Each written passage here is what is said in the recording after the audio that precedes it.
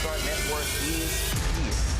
Oh, no punches! I'm real revolutionary right now. Support this man, Black Media. He makes sure that our stories are told. Thank you for being the voice of Black America, Roland. Stay black. I love y'all. All momentum we have now, we have to keep this going. The video looks phenomenal. See, there's a difference between Black Star Network and Black-owned media and something like CNN. You can't be Black-owned media and be scared. It's time to be smart. Bring your eyeballs home. You dig?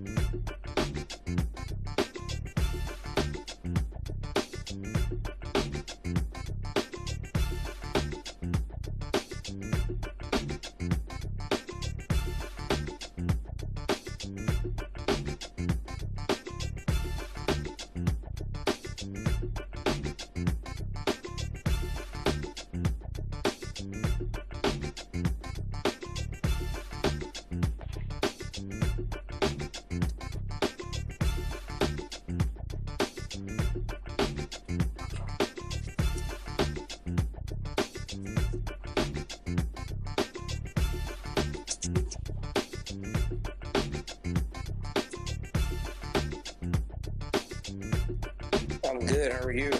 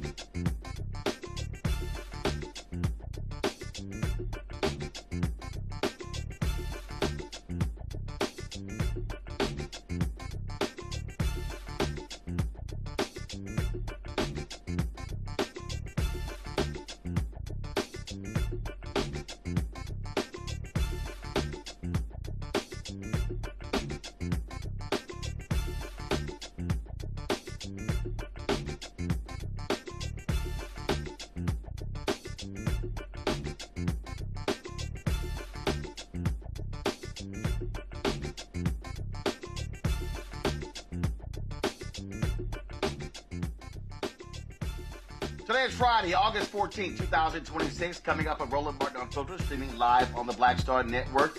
It is day 3 of the National Association of Black Journalists Convention here in Atlanta.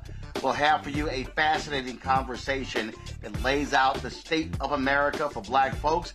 It took place, that was moderated by Joy Ann Reid, and it features Nicole Hannah-Jones and Dr. Kimberly Crenshaw. Also, Jane Kennedy Overton, one of the first women to sit on a sports anchor of a main broadcast, was one of the folks honored today being inducted into the NABJ Hall of Fame. We'll show you her incredible speech. Also, a white congressman said, a white Republican congressman said, America's not doing enough for the super rich. Yes, y'all, he literally said that. Job prospects for black women are extremely bleak. We'll tell you what a new report says about that as well. It is time to bring the funk on Roland Martin Unfiltered. On the Black Star Network, let's go. He's got whatever the biz, he's on it. Whatever it is, he's got the scoop, the fact, the find. And when it breaks, he's right on time and it's rolling. Best believe he's knowing. Putting it down from sports to news to politics. With entertainment just for kicks, he's rolling. It's on go, roll, y'all. It's Roland Martin, rolling with Roland now. He's funky, he's fresh, he's real, the best, you know he's Roland Martin now.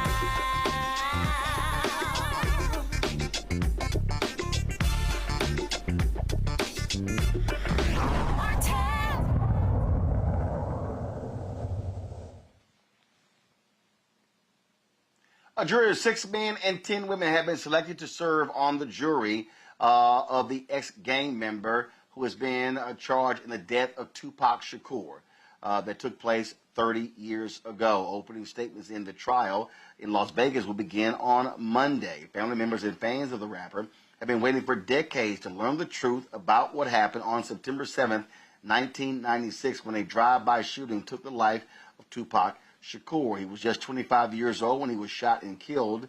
At the height of his career, this took place on the Las Vegas Strip. The shooting happened in the middle of a fierce battle for dominance in the music industry by rival gangs. 3 years ago, investigators charged Dwayne Kef D. Davis with murder, describing him as the shot caller who planned the killing. Now, Davis has pled not guilty and could be sentenced to life in prison if he is convicted. My panel right now, joining me, is Michael Imhotep, host of his African History Network show out of Detroit. Candace Kelly, host, legal analyst, and host of Takeaway with Candace Kelly, South Orange, New Jersey. Matt Manning, civil rights attorney out of Corpus Christi. Matt, I'll start with you. Listen, this is 30 years ago. This individual has been, before he's bragged about participating in this murder. Now he claims that he wasn't involved. Does the prosecution have a very tough case to prove a case that's 30 years old? Yes, per se, as a matter of course, I think a case that old presents difficulties that, more recent cases just don't present, particularly when you look at the fact that when it's a case of this age, I can't speak to all the forensics or whatever they might have in custody, what they might have maintained, but there are a lot of questions for chain of custody, degradation of materials, and most importantly, memories. Because as people know, what they've got to prove to the 12 people in the box is they've got to prove he committed this crime in whatever way they're alleging beyond a reasonable doubt.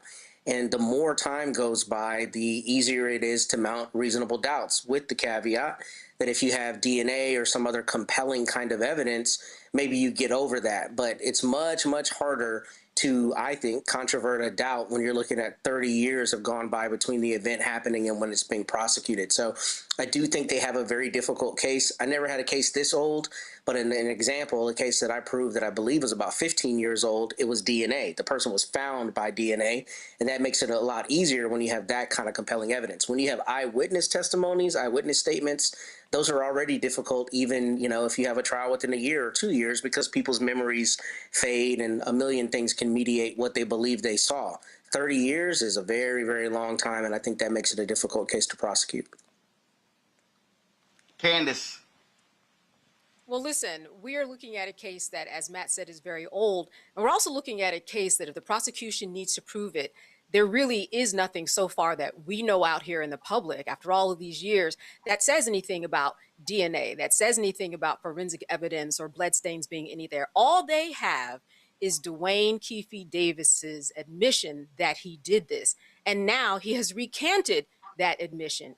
He's been on about 8 or 9 different interviews. And what he said was he thought that the proffer agreement that he had in a federal case in order to get him out of cocaine charges was something that would stand in everything that he said. So this is something that's very important for people to understand. You have a proffer agreement. It works within the confines of that agreement. You're protected when you say that. he made all these admissions outside of the agreement. And if it wasn't for those admissions, Roland, this case would have never happened. But they pushed, and outside people pushed too. Some of those people will be taking the stand to say this is what he said, and this is why we believe him. But I think the other reason that the prosecution is going to have a hard time is because this is a guy who on the record has already said, I lie.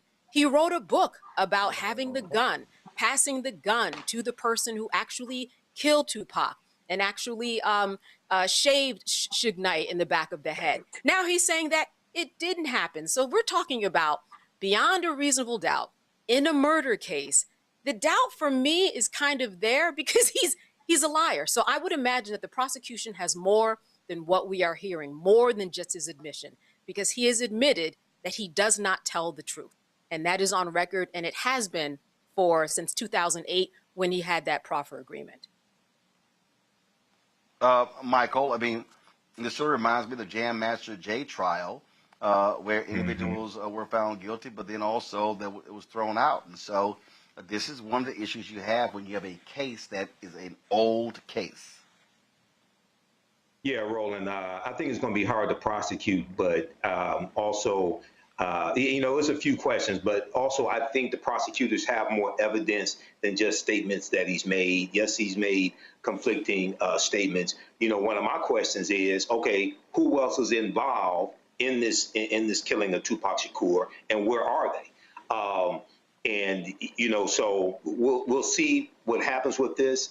We don't know what type of forensic evidence, what type of hard evidence they have. But just, I remember when Tupac was killed. I'm a little bit older, I think maybe than Matt and Candace, but I remember when Tupac was killed. And one of the tragic things about this whole beef is Tupac was killed, Biggie was killed, Suge Knight is in prison, and I think he belongs in prison. But this was all over the battle of who was going to rule hip hop, okay? And black people lost out on that battle. I mean, when you look at the consequences, you look at the aftermath of this. So, this is a tragedy on multiple levels as far as I'm concerned. It absolutely is. All right, folks, let's get to a break. We'll be right back. Roland Martin Unfiltered on the Black Star Network.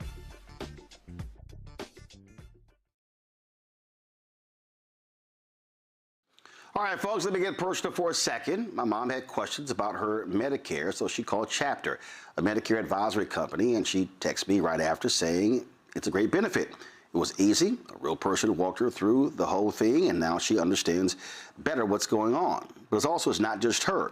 A woman in Yonkers wrote in saying the process was so simple, the enrollment was easy, and she was so glad she called. Then there's Marilyn, 90 years old, in Florida, living on Social Security. Her premium climbed every single year north of $400 a month for coverage she could barely afford anymore. So what does she do? She called Chapter. They found her the same top-tier coverage for hundreds of dollars less. 90 years old, and finally somebody in her corner. I hear stories like that again and again from our community. The Medicare system was not built to work for you. Too much fine print, too many plans. Yet Chapter's advisors are independent and honest, the only Medicare advisors that compare every plan nationwide. They're focused on one thing, what actually works for you. If you're already in the right plan, they'll tell you. No games. And people who switched with Chapter saved an average of $1,100 a year. All it takes is 20 minutes. You talk to a real person, and it's completely free help. So call Chapter at 724-264-8281, 724-264-8281. That's Chapter. Let me ask you a question. Why do so many people seem to think they know black men so well? What they think we want, what they think we need. Hell, they even tried to tell us why and how we voted, but never had a conversation with us. Never asked us how we felt, what brings us joy, what makes us angry, what makes us scared.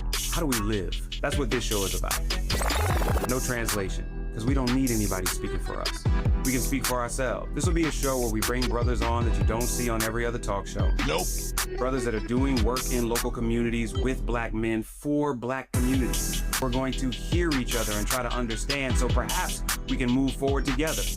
No translation, because we don't need anybody speaking for us. Nope. What we need is each other.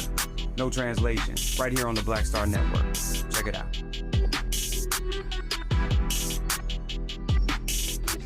everybody? I'm T.D. Jakes, and I want to encourage you to watch Roland Martin Unfiltered.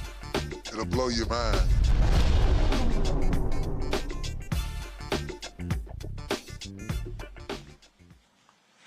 Donald Trump truly is one of the most dumbest people you've ever seen in your life. This fool had a rally today, and he actually said that he is going to declare the Strait of Hormuz U.S. territory.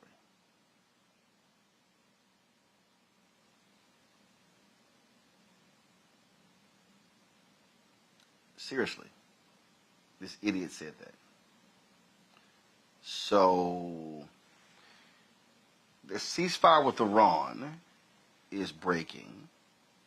There is no deal, and this idiot wants us to believe that he is going to declare the Strait of Hormuz a U.S. territory. I don't think Iran would be cool with that. But this sounds like this ridiculous idea to take over Greenland, and we're just going to take it ourselves. Y'all, we're dealing with an idiot.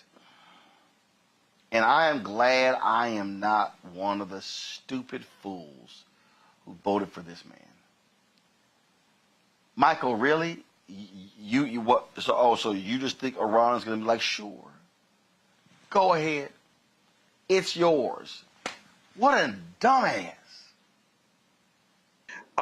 Yeah, Roland. You remember a few weeks ago I said I hope Donald Trump shows his entire ass every day, because I want the white people that voted for him to see how stupid he is. So yeah, he thinks he suffers from this strongman sickness. He suffers from this strongman mentality, and he thinks he can just tell his supporters that, yeah, we're going to make this a U.S. territory. We're just going to take it. And they're dumb enough to believe it. You know, now he thought Iran was going to roll over like Venezuela when he went in and kidnapped Maduro. Iran said, no, we're not going for that. And it's 6 months later, and he still doesn't know what to do with Iran. But yeah, you're going to have, this will play well on Fox News. This will play well with the 77 million who voted for him, or the diehard MAGA that support him. But no, they're not gonna. He's not gonna do this, and they're still not letting the ships through the Strait of Hormuz for the most part. So he's trying to, as gas is $4 a gallon, he's trying to project this strongman facade again. And no, it's not going to work this time. And I think this is to divert away from the fact that he got away from one plane to go to another plane in the catering car and the catering truck. He may be trying to wipe that story off the headlines as well. The thing that has me cracking up, Candace, is this fool gets into a war with Iran because of Israel, and he ain't got no way out. And Iran's literally like, yo, man, we ain't doing none of that bullshit you're trying to do. And this fool is just throwing up any sort of comment to get our attention, but it all goes back to the same thing. You are losing. You are losing, and we know that the Strait is under a different authority that has been fighting this forever. Remember, he teased about calling this the Strait of Trump or the Strait of America. It kind of reminds me of the Kennedy Center, how he went through all of that process, and now he has his name on the Kennedy Center because it says that it was restructured by Trump. He's going to try to get his name on there some way, but this is the type of person that we're dealing with. We're dealing with someone who is egotistic. We're dealing with someone who wants to see their name all over the place. We're dealing with someone who is worried about legacy, whether it's, in the ballroom or whether it's in the reflecting pool. But this is indicative of the type of man and the type of level of intellect that this man has to just go out there and say anything like a third grader. Just say anything and see where it hits and see if anybody corrects you. But this is part of what he does, and it's part of his plan. Just keep talking, keep talking, keep talking. Unfortunately, he has people that will keep listening. And, if he keeps moving the way that he does, he's going to entwine more people into his arena. But we know that he is never going to get that straight, and it will never be the straight of Trump. I don't believe intellect should ever be used in the same sentence as Trump, Matt. I mean, this is just stupid. I mean, and again, Fox News, conservative media, all these people eat this stuff up. He has no plan to extricate us. You've got a battleship, but they have been out at sea for 9 months. They're complaining about backed up toilets, no food, mildew, mold, all this sort of stuff. And you know, he goes, they haven't been out long enough. I need all of these white folks, broke folks to understand Donald Trump does not give a damn about veterans or the military. He is all about how he can use them for whatever purpose. He's a fraud. He is a joke. He is despicable, Matt. The America that MAGA wants to go back to is the James K. Polk Manifest Destiny America, where you just point and say, that's mine and I'm going to take it. That's the reason you make these kinds of statements. I think Michael hit the nail on the head, and Candace as well. This is about, you know, feeding red meat to his base. And as you said, Fox News, this is a talking point. Nobody can truly believe he's trying to get the Strait of Hormuz. But, you know, when you look at Greenland and look at some of the other things that he said, this is part and parcel with that most American ethos, especially for people who are jingoists, who see America as this shining city on a hill where we go back to the foregone days of the forebears, right? It's this idea that we can just go take whatever we want. And even though that's not ever going to happen, what you get from that is the rhetorical value of being the strong man, as Michael put it, to say, I'm going to go out there and get what I want and stake my claim in this world. And we know he's lying. We know that there's not ever a realistic chance that's going to happen. It's more about rhetoric and getting the juice off saying crazy things like that some people, have red meat for. That's all it's about. And I don't think he's an intellectual by any stretch. But I will say, one thing that he and his team have done that is smart is they pander to their base. They say things like this that would be utterly just like incomprehensible in any other era in politics. He says this kind of stuff on a daily basis, and people eat it up. And to some extent, they've leveraged that. So, I mean, there's some intellect in at least realizing what your people want to hear. But whether it's a thing that's actually going to happen, we know it won't. Well, when your people are stupid, that's what happens. All right, y'all, check this one out. I know y'all are going to be fascinated by this. So, Joe Lombardo, who's running for Nevada governor, said at a rally with Trump that, you know, these billionaires, they're sitting here and they're providing jobs, things along those lines. But this one guy here did a little bit better. Glenn Grothman, Republican, up for election in November, was a 6-term congressman, Trump loyalist. He was talking about the economy in Troy, Michigan, with the state's GOP gubernatorial candidate, the black Republican John James, as well as House Majority Leader Steve Scalise. And you know what? Just play the clip. So there's a little bit of what's going on. Don't let anybody tell you the people running Congress right now are looking out for the rich. Actually, I think we should do a little more, but we, you know, right now. I'm sorry. Did y'all catch that? Run it again.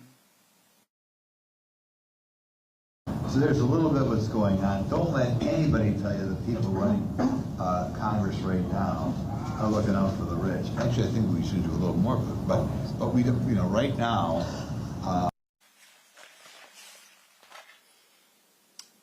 Wow, Candace, we should do a little bit more for the rich. Really? How much more are we going to do? I mean, look at the economy, look at the housing market, look at how people are struggling to keep jobs, and look at the hundreds of thousands of, well, let's start with the black women that have lost jobs. When we talk about what's going on for the rich are actually protected.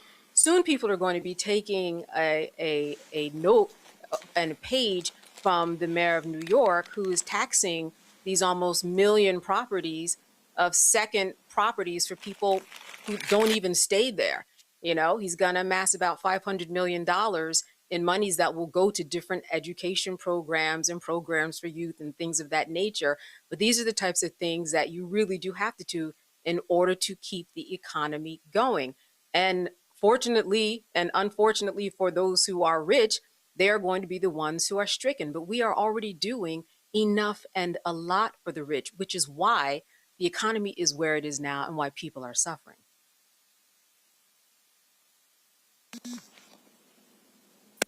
Matt, the so-called big beautiful bill, which was ugly and shameful, hooked rich folks up in a huge way.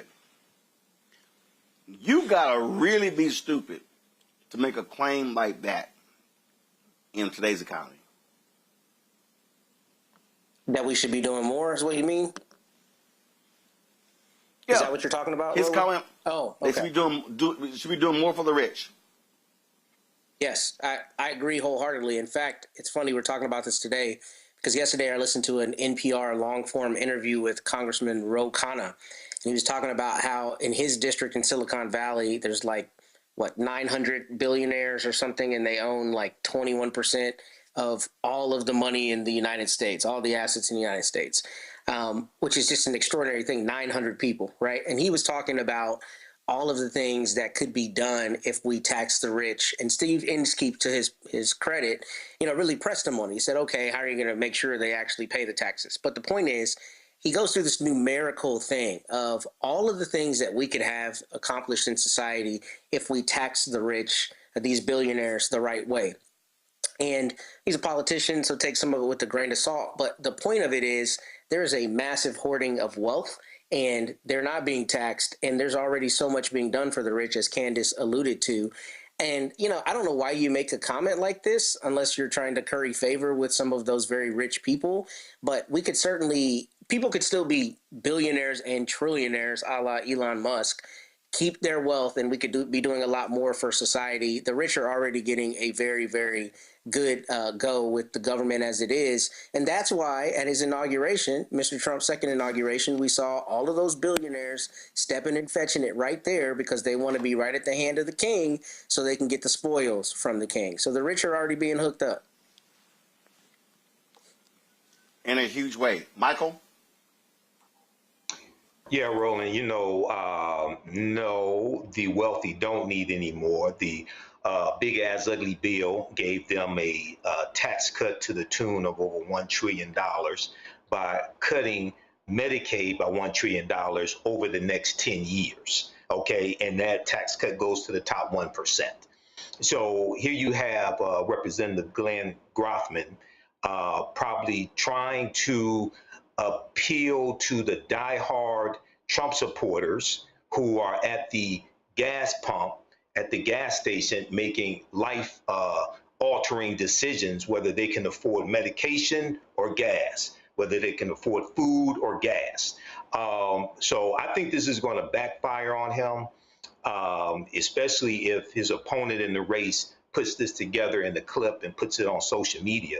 It says this is the type of dumbass that you're going to try to reelect. So no, the wealthy don't need more tax cuts. No, they don't need more help.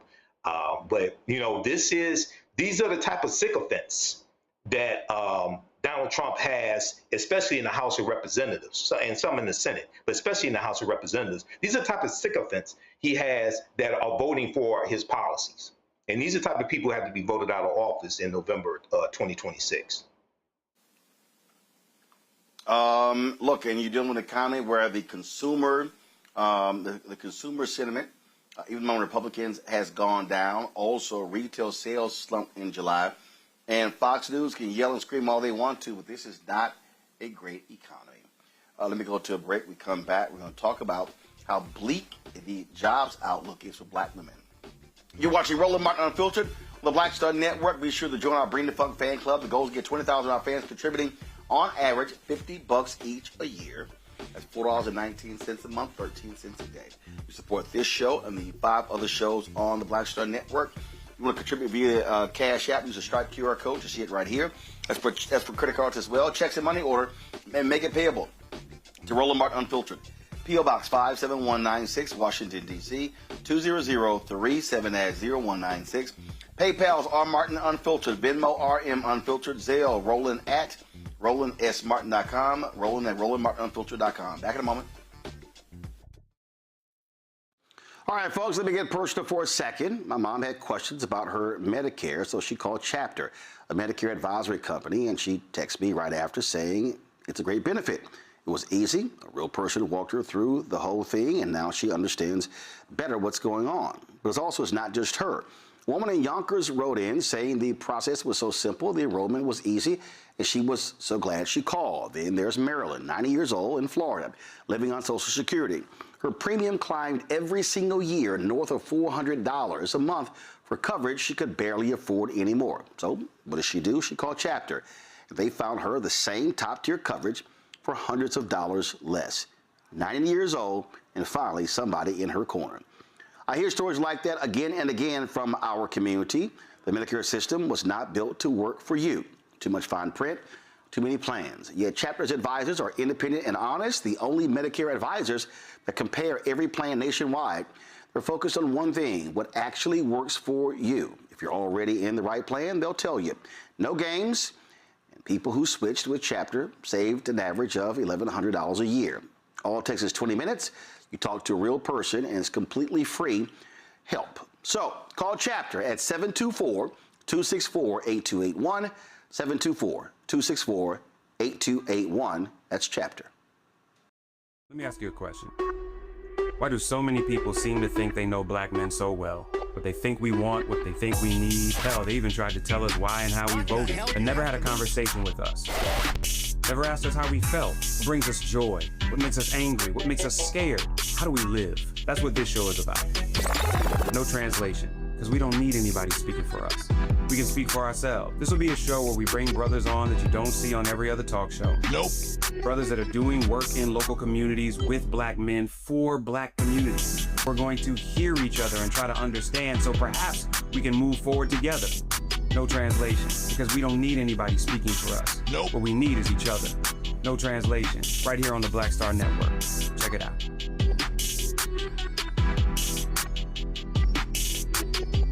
What's up? It's Sammy Roman. Hey, it's John Murray, the executive producer of the new Sherry Shepherd Talk Show. It's me, Sherry Shepherd, and you know what you're watching, Roland Martin Unfiltered.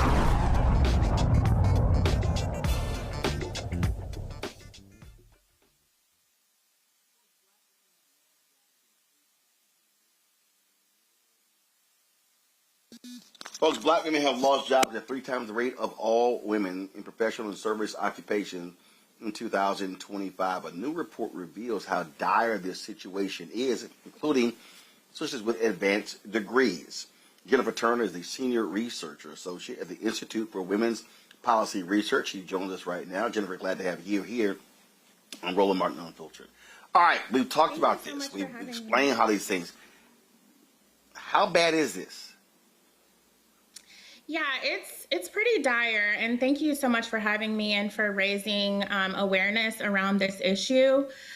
We do know that hundreds of thousands of Black women lost jobs between January and August of 2025, and our report focuses specifically on young Black women.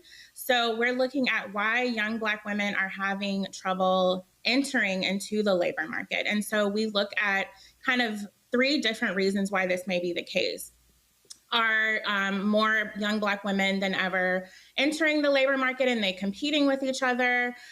Is it the occupations that they're going after?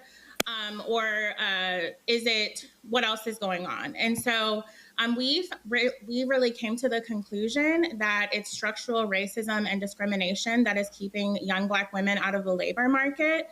And so that's what we're focused on in this report. And at IWPR, we're very committed to raising awareness around these issues. Okay, so the report is called Barriers, Not Bootstraps. And yes.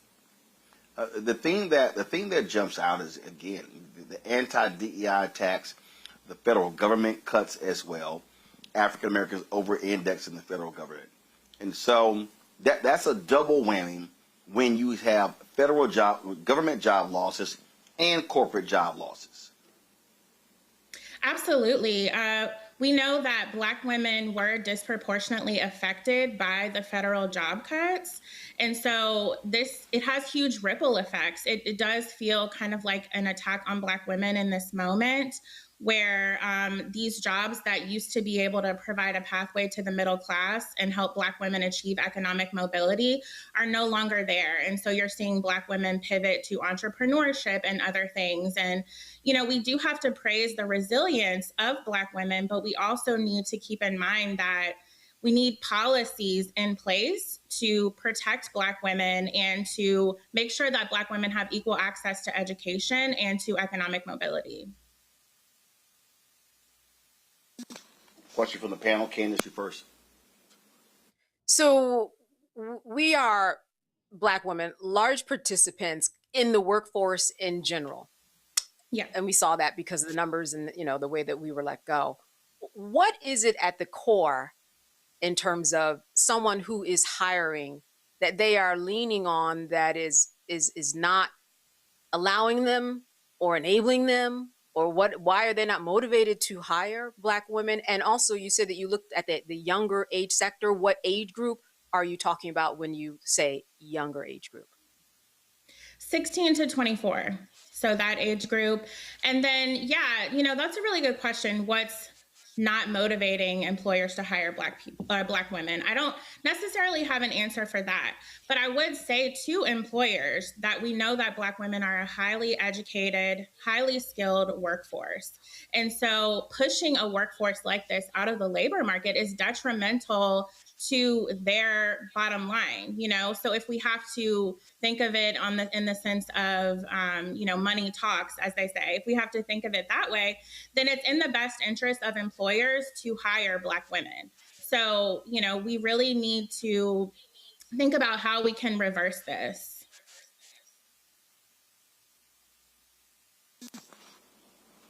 Michael. All right, so I saw an article about this report from the Black Wall Street Times, and we have been seeing this phenomenon since Trump came back into office. And I know that I've read articles where African-American women are talking about starting businesses, things of this nature, right? But at the same time, about 80% of Black-owned businesses go out of business in the first 18 to 24 months. Mm-hmm. So I was just wondering if you have come across any pivot-type success stories where African-American women lost their jobs because of anti-DEI policies or DOGE and things like this, and have been able to pivot, take their talents, start businesses, and, you know, become somewhat successful so far. I was just wondering if you come across anything like that. I have come across a lot of stories of Black women pivoting right now. In terms of whether or not they're successful, I think it's going to take some time to see. I think you raise a really good point about the issues that Black businesses and Black entrepreneurs face, especially here in DC. I live in DC, and so we know that it's really hard for small business owners to sustain, especially in like the restaurant industry. And so I think that's another area where we can have policies and, you know, I've been seeing different grants for business owners to basically for other people, funders and policymakers to prop up Black businesses, because we know that it is harder for Black businesses. This is a time to invest in Black business. Okay, thank you. Matt? That's kind of a perfect segue into the question I was going to ask, because one of the things I found striking in the report is that you find this issue with Black women getting hired despite there not being a material change in qualifications. And what I was interested in is, I guess, what are your findings from the report about the correlation between education and the women who are graduate degrees and, you know, well accomplished, their inability to find jobs and the policy recommendations that come from that? And I ask because generally when economies are bad, people run to get education, but clearly that doesn't seem to be remedying the issue. So I'd like to hear your thoughts on that. Yeah, that's such a great question. Unfortunately for Black women, the returns on education, so the ROI, is not the same as their white counterparts. That doesn't, however, mean that Black women shouldn't continue getting education. We know that Black women are highly educated as a group.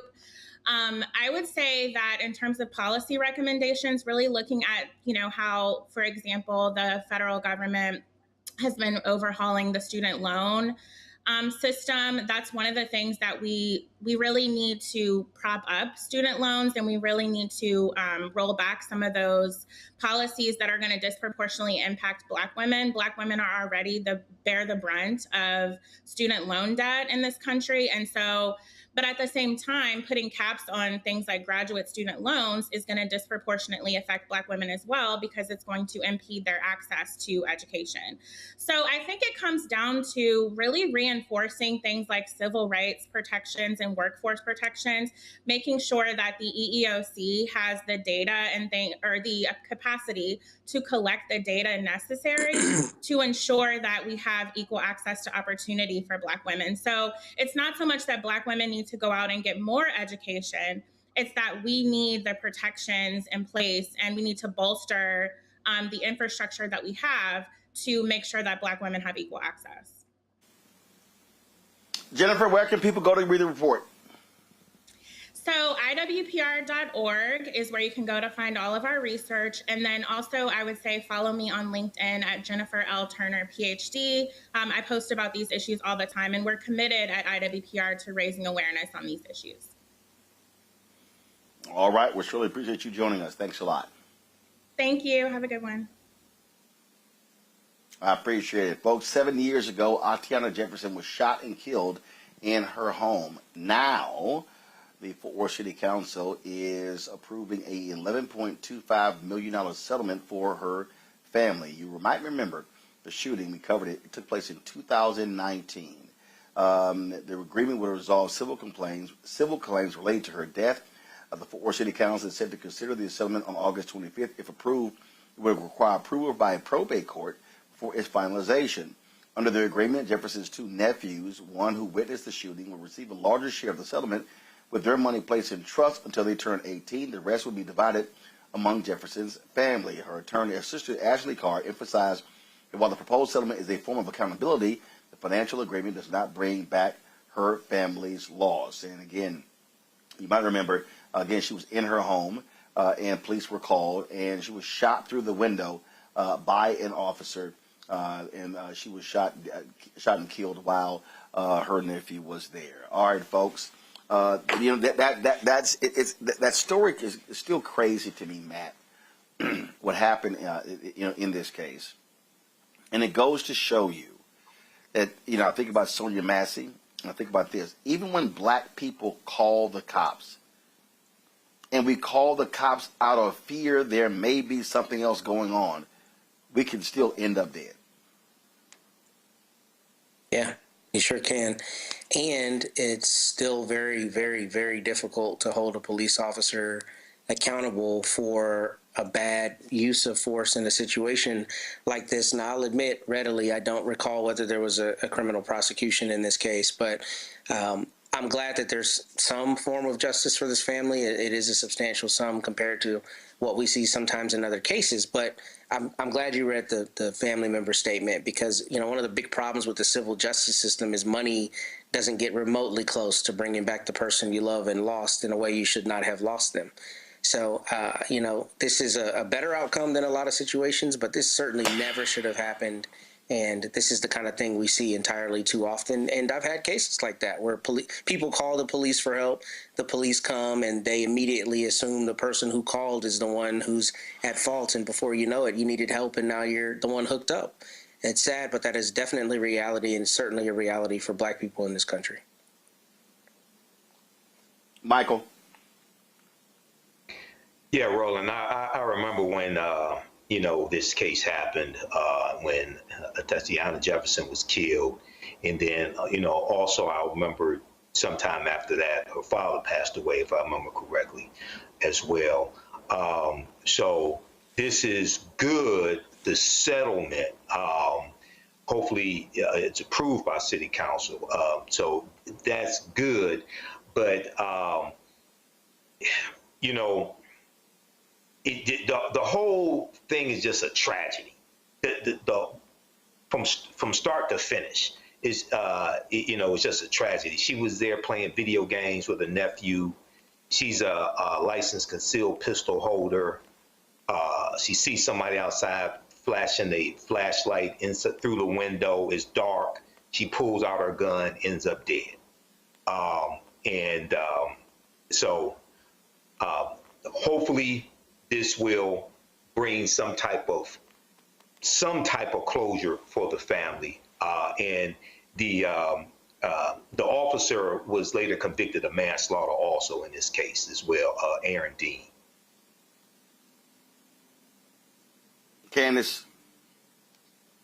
So here's what I'm thinking about this. You have a situation where someone called because it was a welfare check. There wasn't any threat. There wasn't anyone saying that someone in the house had a gun. She had that front door open like I have my front door open right now to put a breeze through the house. And this is how it ended up. One of the things that's a takeaway for me is, look, those video cams are important because without that, you would have had an 8-year-old competing with, I think, Aaron Dean, the one who was in jail, as Michael said, and then you would have had 2 competing different testimonies. So thank goodness for the cam. The other thing is that it is very unusual for this to even happen. We're talking criminally. He did not get immunity. Why? Because it was such a ridiculous case. He didn't announce who he was. He came there for a welfare check. He didn't do so many things. There was no threat, obvious force. And because of that, he wasn't able to get community. Criminally and civilly, they won, and they won big. Obviously, they're not thinking that because you cannot replace this young woman. You cannot replace what her life was going to be. You cannot replace her hopes of being a doctor and what she was going to contribute to this society. But all of that aside, this is an exceptionally unusual case where criminally and civilly something like this happens. And it is a good precedent for the future and to look at and to understand that if you fight hard enough in the situation, the facts present themselves in a way that would lean in this direction, that you can have success in both of those lanes, criminal and civil. All right, then. Matt, Candace, and Michael, I certainly appreciate y'all joining me on today's show. Thank you so very much to everybody who's watching. We are not completely done. Stop flashing that little Sigma nonsense, Michael. All right, y'all. We're not done on today's show. We got some great content from NABJ. Joanne Reed sat down for a great conversation with Nicole Hannah-Jones and Dr. Kimberly Crenshaw. We're going to have that for you. Jane Kennedy Overton, honored as one of the Hall of Famer members of the National Association of Black Journalists. And I talked to the author of a new book. It is called The Making of American Whiteness, The Formation of Race in 17th Century Virginia. Historian Carmen Thompson, you do not want to miss that interview. So we have some great stuff for you. And so we come back, we got all that for you right here. Roland Martin Unfiltered on the Black Star Network. All right, folks, let me get personal for a second. My mom had questions about her Medicare, so she called Chapter, a Medicare advisory company, and she texted me right after saying it's a great benefit. It was easy. A real person walked her through the whole thing, and now she understands better what's going on. But it's not just her. A woman in Yonkers wrote in saying the process was so simple, the enrollment was easy, and she was so glad she called. Then there's Marilyn, 90 years old, in Florida, living on Social Security. Her premium climbed every single year north of $400 a month for coverage she could barely afford anymore. So what does she do? She called Chapter. They found her the same top-tier coverage for hundreds of dollars less. 90 years old, and finally somebody in her corner. I hear stories like that again and again from our community. The Medicare system was not built to work for you. Too much fine print, too many plans. Yet Chapter's advisors are independent and honest, the only Medicare advisors that compare every plan nationwide. They're focused on one thing, what actually works for you. If you're already in the right plan, they'll tell you. No games. And people who switched with Chapter saved an average of $1,100 a year. All it takes is 20 minutes. You talk to a real person, and it's completely free help. So call Chapter at 724-264-8281, 724-264-8281. That's Chapter. Let me ask you a question. Why do so many people seem to think they know black men so well? What they think we want, what they think we need. Hell, they even tried to tell us why and how we voted, but never had a conversation with us. Never asked us how we felt, what brings us joy, what makes us angry, what makes us scared. How do we live? That's what this show is about. No translation, because we don't need anybody speaking for us. We can speak for ourselves. This will be a show where we bring brothers on that you don't see on every other talk show. Nope. Brothers that are doing work in local communities with black men for black communities. We're going to hear each other and try to understand, so perhaps we can move forward together. No translation, because we don't need anybody speaking for us. Nope. What we need is each other. No translation, right here on the Black Star Network. Check it out.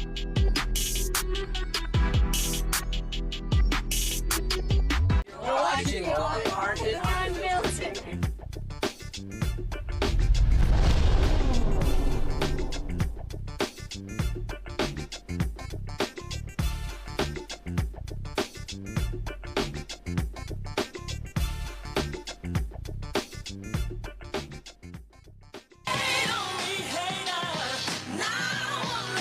Along with Pulitzer Prize-winning investigative journalist Nicole Hannah-Jones and the executive director of the African American Policy Forum, Kimberly Crenshaw.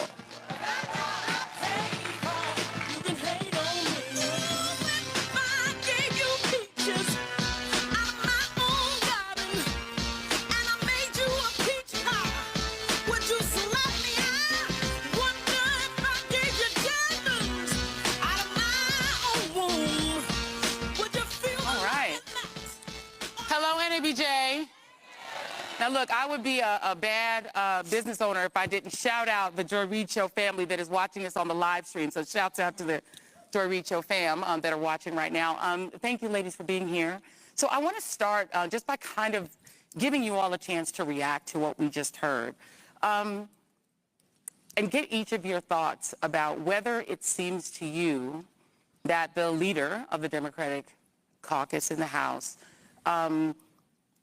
really perceives the intensity of the battle within the party between the progressives and the moderate wing of the party. I'll start with you, Nicole. Oh, Lord, why start with me? Because she knows you. Good morning. Good morning. You start with the one who doesn't have a poker face. I've been thinking a lot about the era of Reconstruction. And leading up to Reconstruction, we had a progressive wing of the Progressive Party at that time, the radical Republicans. So, of course, Republicans were considered the Progressive Party. And the radical Republicans had the audacity to think that slavery could end.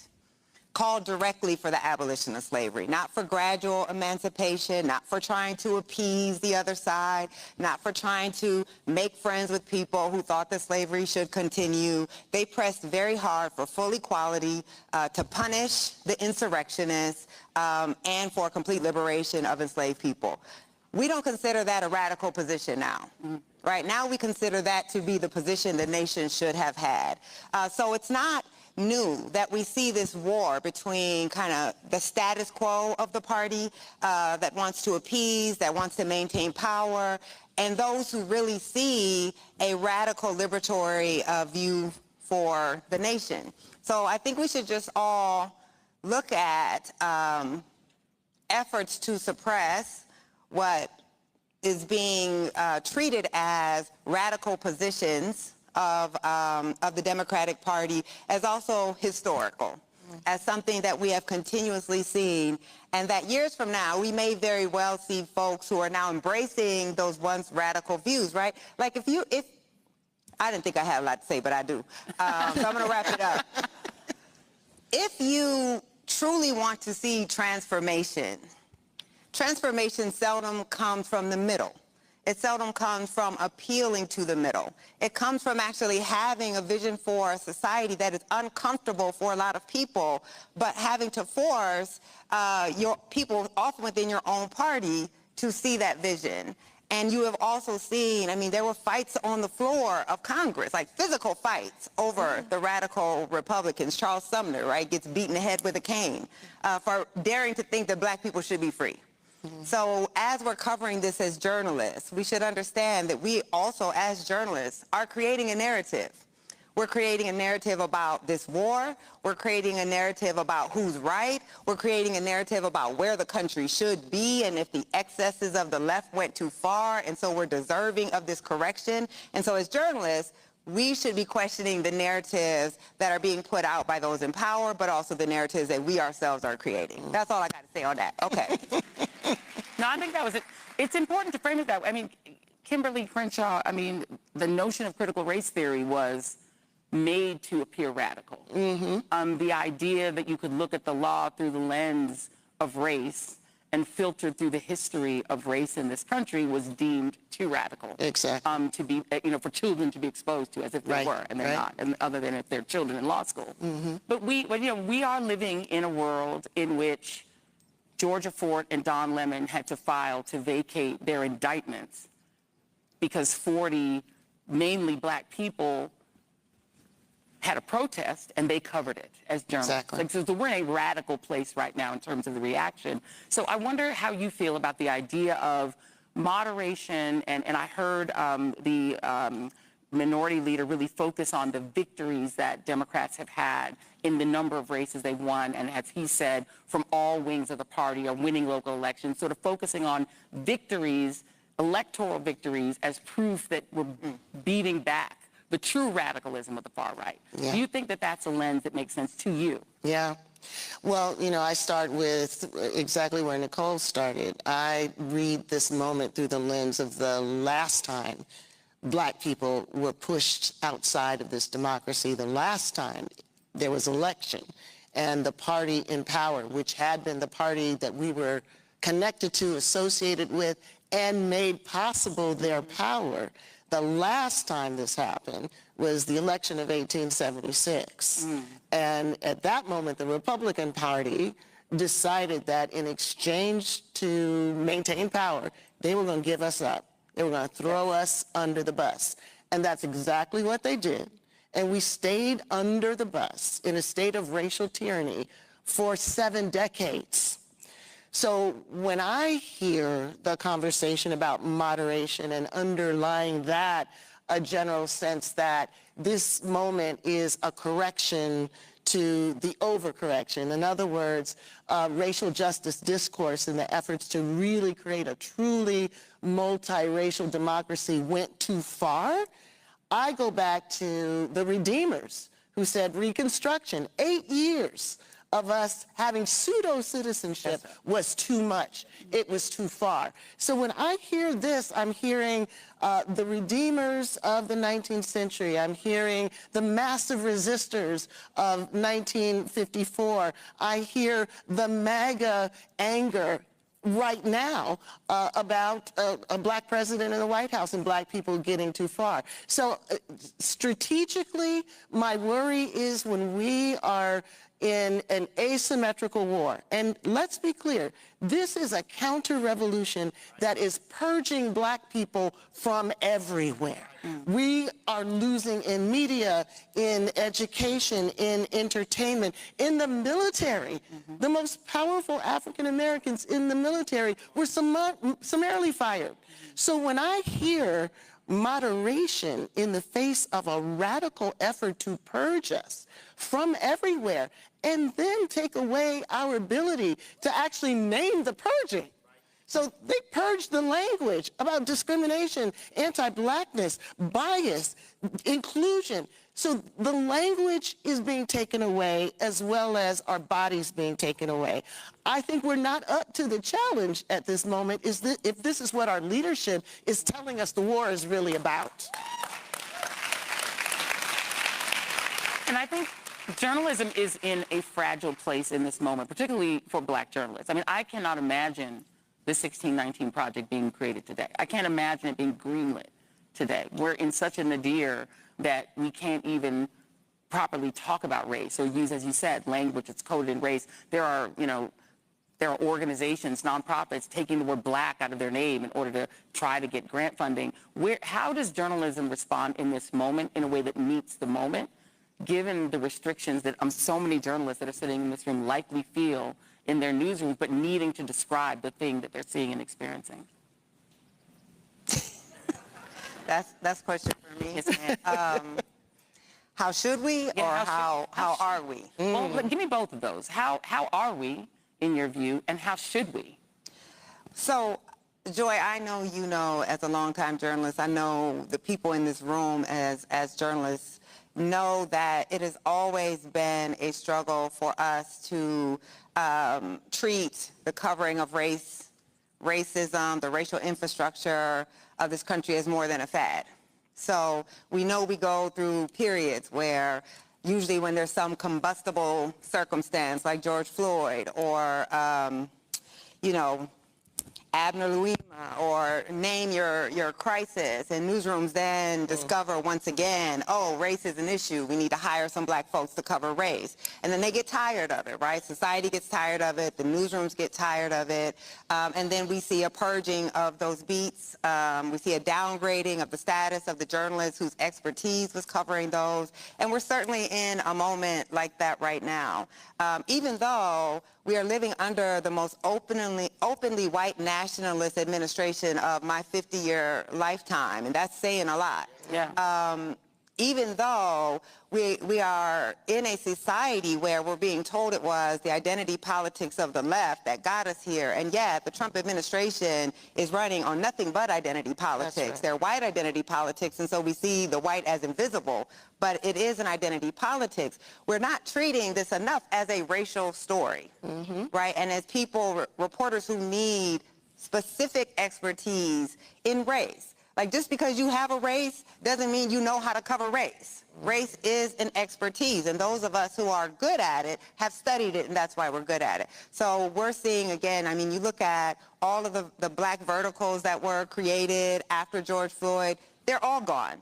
You look at the decimation of black reporters who are covering race, many of them are gone or they've been demoted. And we've seen this pattern. I mean, I've only been a journalist for 20-something years, but I've seen this pattern again and again, so we all knew it was coming. But it doesn't make it any less devastating that in this moment where we need a racial analysis, like, you can't, the reason we're seeing an attack on democracy is because the demographics of our country are shifting. And folks want democracy if they know they will be in charge. And if they think they won't, they don't actually care about democracy that much, right? That's why we've only had it for 60 years. But you don't have enough folks who are able to constantly do that analysis. And so we treat these as separate stories. We're going to write about politics, then we're going to write about race. Race is the politics. And you have to have a political reporting class who can do that with sophistication and not treat these as separate stories. Yeah. That's where we are. So in the answer of where we are is also the answer of what we should be doing. But you're absolutely right. It's a completely different environment. I honestly can't imagine even trying to pitch the 1619 right now. Now, I can't say whether it would get approved or not, but I think I know myself as a journalist the atmosphere that would be inviting to pitching something like this. And I think it would be very challenging in any newsroom in this country to pitch something like the 1619 Project. You know, I think about the fact that part of the openness to even a consideration in the mainstream media to something like 1619 Project came out of tragedy, came out of George Floyd's murder. And there's this opening that happens in the world in which there's like a small window in which it was almost a reconstruction moment. We want to hear your stories. We want to know more of your stories. That moment is obviously closed, and the door has been slammed shut on it.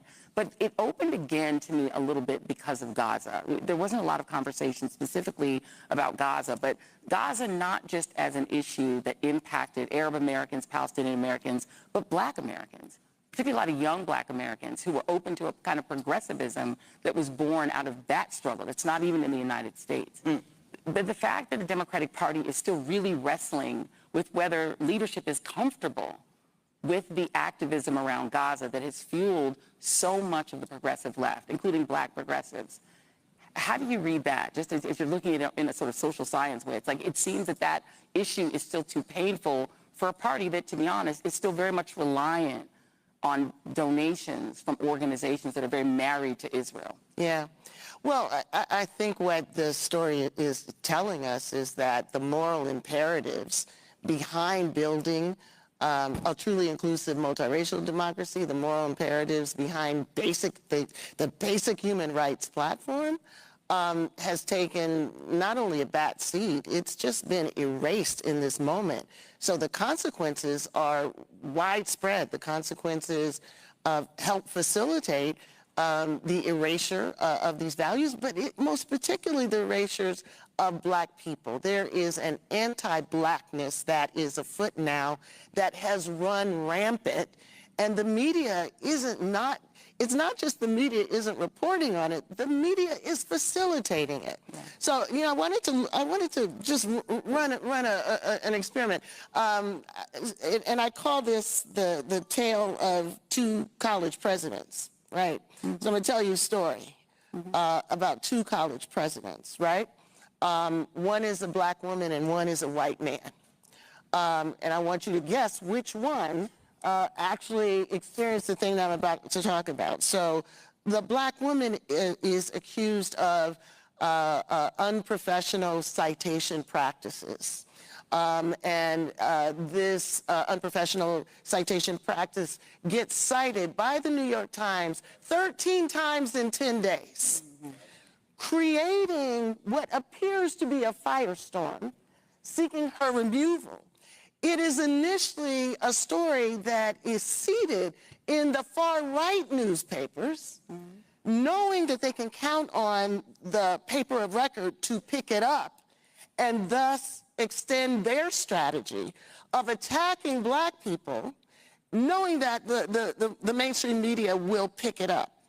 There's another college president who's accused of distorting data. We're not talking about citation practice. We're talking about making stuff up. I would use another word for it, but I'm my mama's daughter. I'm going to be polite. But making it up. Now, one of them doesn't get any newspaper coverage at all and is allowed to quietly resign.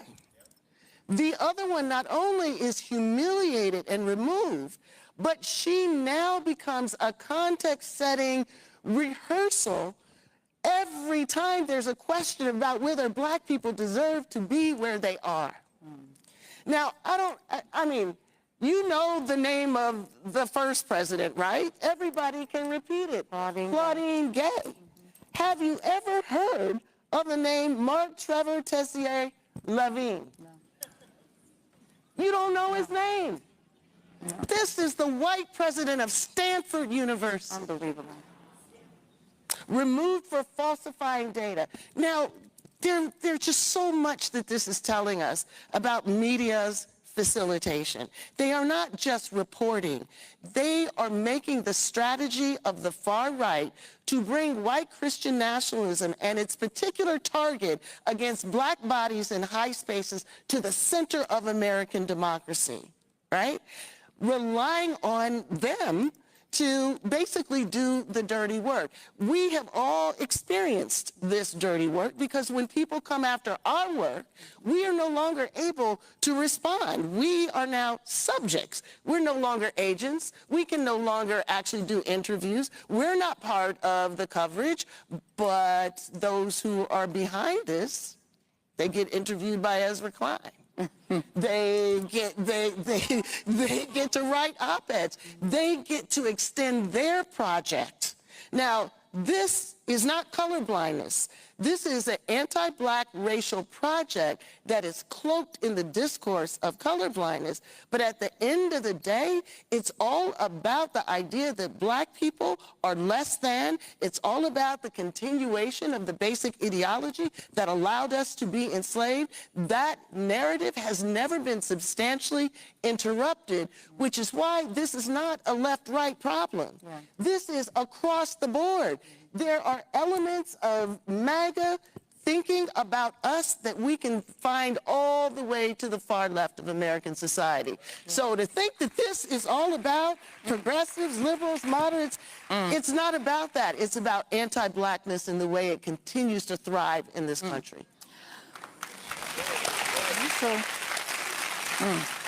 I'm not supposed to be trapped. We have a couple pretty good audience questions. I want to sort of give them an opportunity to be heard. I don't know which one to pick here.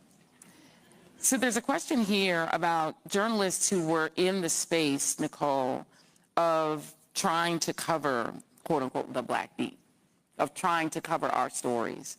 And in what you've just described, Kimberly, is the recruitment of media itself into the anti-Black campaign, the recruitment of media itself into our erasure.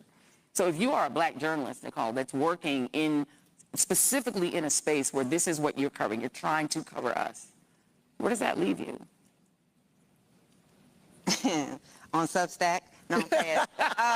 Not a bad place to be. Just kidding, sort of.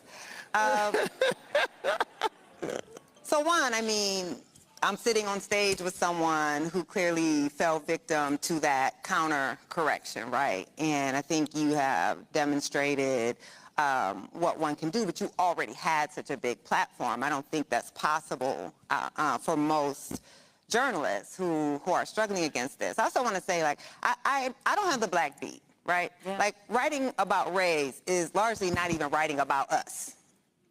My work has been like critiquing and exposing and investigating the structures that lead to the inequality, and actually really, really trying to take the race beat from being about superficial coverage of Black malady to actually exposing the people, the institutions, and the policies that lead to it.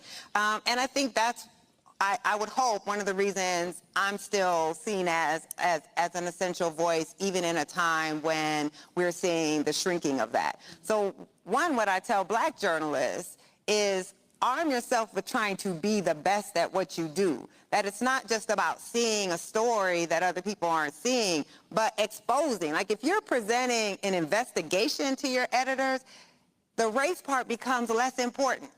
Right? So you have to understand, what are their objections going to be? What are the things that they're going to use to shoot down your coverage and to try to make that coverage more essential? But I'm also like, if anybody has ever seen me talk ever in life, you know I'm not sugarcoating anything. These are challenging times. The reason that we see really efforts to attack the press and to erase our history is you erase history so you can erase rights. You erase our ability to tell our own stories and push back against these narratives, because that's the first step in making the erasure of the rights possible. And this is, again, to me, where history matters.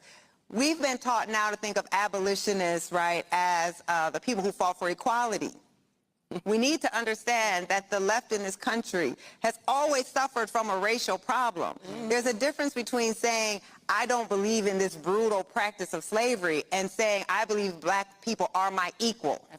And are deserving of being in all the spaces that I should be. The North did not allow Black people to vote during slavery. And in fact, the white Southerners would make a critique of the North and say, the only reason that you are so egalitarian about race is there's no Black people up there and you don't have to deal with those folks. And as soon as Black people started trying to cross the border after slavery, you saw the Black codes being passed in the North. You saw places in the North not allowing Black people to attend public schools because they knew we wouldn't move to places where our children couldn't be educated. Look at Ohio and the practices of these free states. Look at Illinois. And so we've got to be able ourselves, if you don't know that history, how can you imbue that history in your reporting? How can you create that analysis to make yourself, I mean, nobody is not expendable in these times, none of us, but there are things within our control. And the way that I've always approached it as a journalist is I can't control what not one newsroom is going to do. I can't control what a newsroom leader is going to do, but I can do my best to make myself non-expendable through my practice. So we are going to, we know this. We have to work twice as hard. We know this. We shouldn't have to, but if there was ever a time, I feel too many of us, even in this room, don't understand the stakes of the moment that we're in. Most of us in this room, we have never lived in the country that we're about to be living in. That's right. Our parents did, our grandparents did, but we haven't. I've never lived in a country that didn't have affirmative action until now.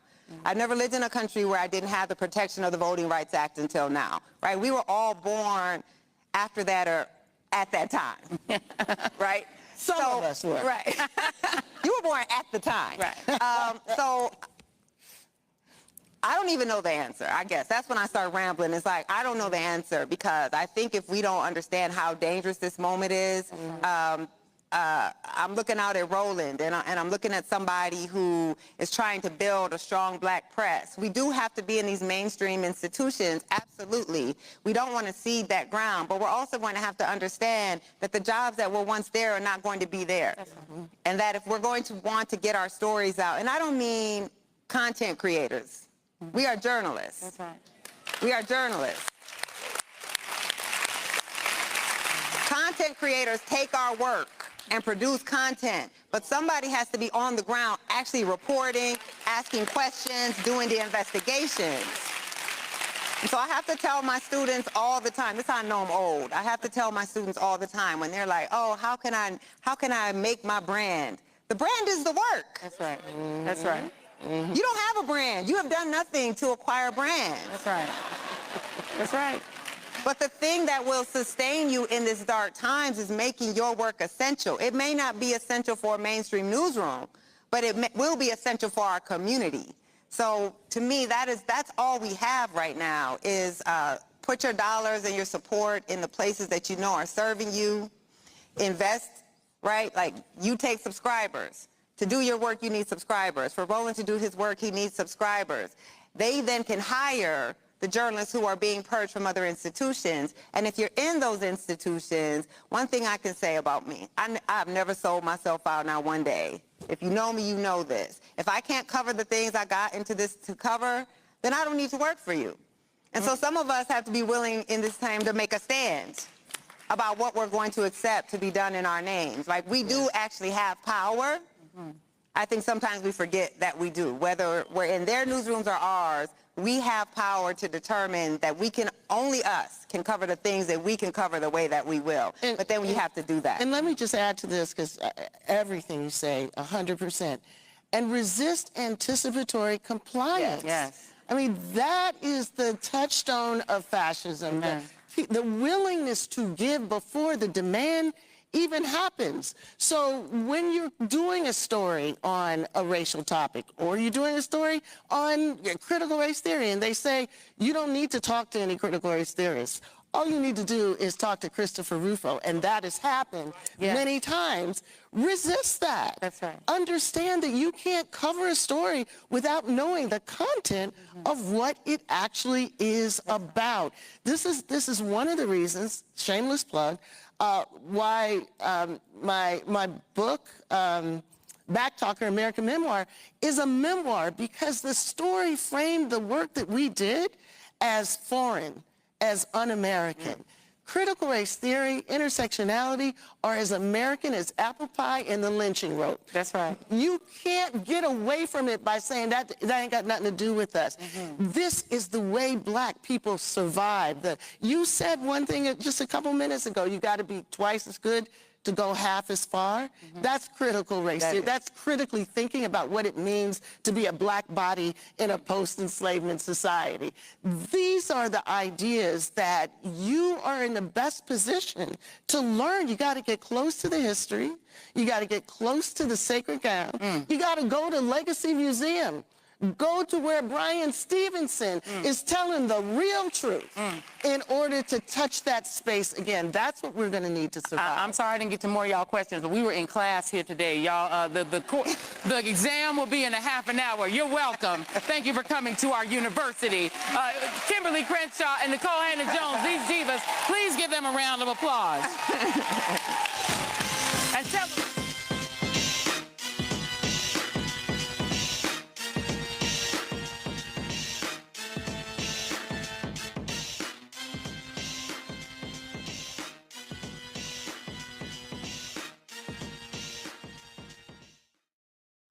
All right, folks, let me get personal for a second. My mom had questions about her Medicare, so she called Chapter, a Medicare advisory company, and she texted me right after saying it's a great benefit. It was easy. A real person walked her through the whole thing, and now she understands better what's going on. But it's not just her. A woman in Yonkers wrote in saying the process was so simple, the enrollment was easy, and she was so glad she called. Then there's Marilyn, 90 years old, in Florida, living on Social Security. Her premium climbed every single year north of $400 a month for coverage she could barely afford anymore. So what does she do? She called Chapter. They found her the same top-tier coverage for hundreds of dollars less. 90 years old, and finally somebody in her corner. I hear stories like that again and again from our community. The Medicare system was not built to work for you. Too much fine print, too many plans. Yet Chapter's advisors are independent and honest, the only Medicare advisors that compare every plan nationwide. They're focused on one thing, what actually works for you. If you're already in the right plan, they'll tell you. No games, and people who switched with Chapter saved an average of $1,100 a year. All it takes is 20 minutes. You talk to a real person, and it's completely free help. So call Chapter at 724-264-8281, 724-264-8281. That's Chapter. Let me ask you a question. Why do so many people seem to think they know black men so well? What they think we want, what they think we need. Hell, they even tried to tell us why and how we voted, but never had a conversation with us. Never asked us how we felt, what brings us joy, what makes us angry, what makes us scared. How do we live? That's what this show is about. No translation, because we don't need anybody speaking for us. We can speak for ourselves. This will be a show where we bring brothers on that you don't see on every other talk show. Nope. Brothers that are doing work in local communities with black men for black communities. We're going to hear each other and try to understand so perhaps we can move forward together. No translation, because we don't need anybody speaking for us. Nope. What we need is each other. No translation, right here on the Black Star Network. Check it out.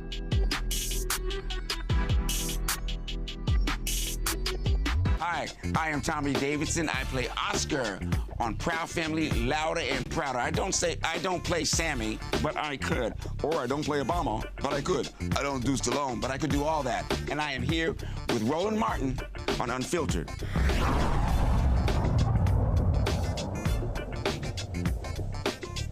don't even know where to start because, you know, everybody's come up here and talked about since they were fourth grade and they wanted to be a journalist, and that was never in my mind.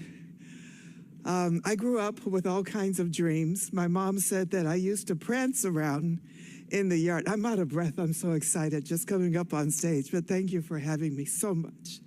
But my mom and my grandmother used to say that I used to dance around the yard in my little shorts that had palm trees on them and cat-eye glasses with rhinestones, and saying that I was going to go to Hollywood and be a movie star. And my sister would get mad and say, Jane, shut up, you're never going to do that. And my grandma said, you let Fancy Prancy prance around if she wants to. But, you know, I didn't know that that's what I wanted to do. It was just something, you know. And I went through school being a part of everything that I possibly could get into. I just had huge dreams all the time. And I would sit in my bedroom and wonder, where would the world take me? I'd never, ever thought that it would be to the desk of the NFL today. I've done so many things in my life. I've loved sports all my life. I was pre-Title IX, so I could not compete. But my dad would take us to all of his baseball and softball games, and I was his biggest cheerleader. I love football. I love Jim Brown, the Cleveland Browns. I'm from Cleveland, Ohio. Yeah, right on Cleveland. Yeah, and I was at the Cleveland Convention last year. So, pardon me? Best location in the nation, maybe, but California.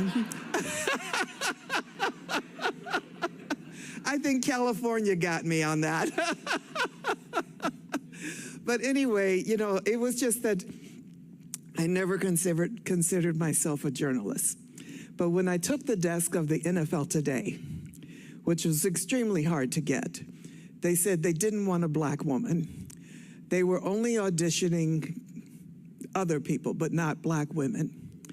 And my agent submitted me 3 times, and I kept getting No, he submitted a list 3 times.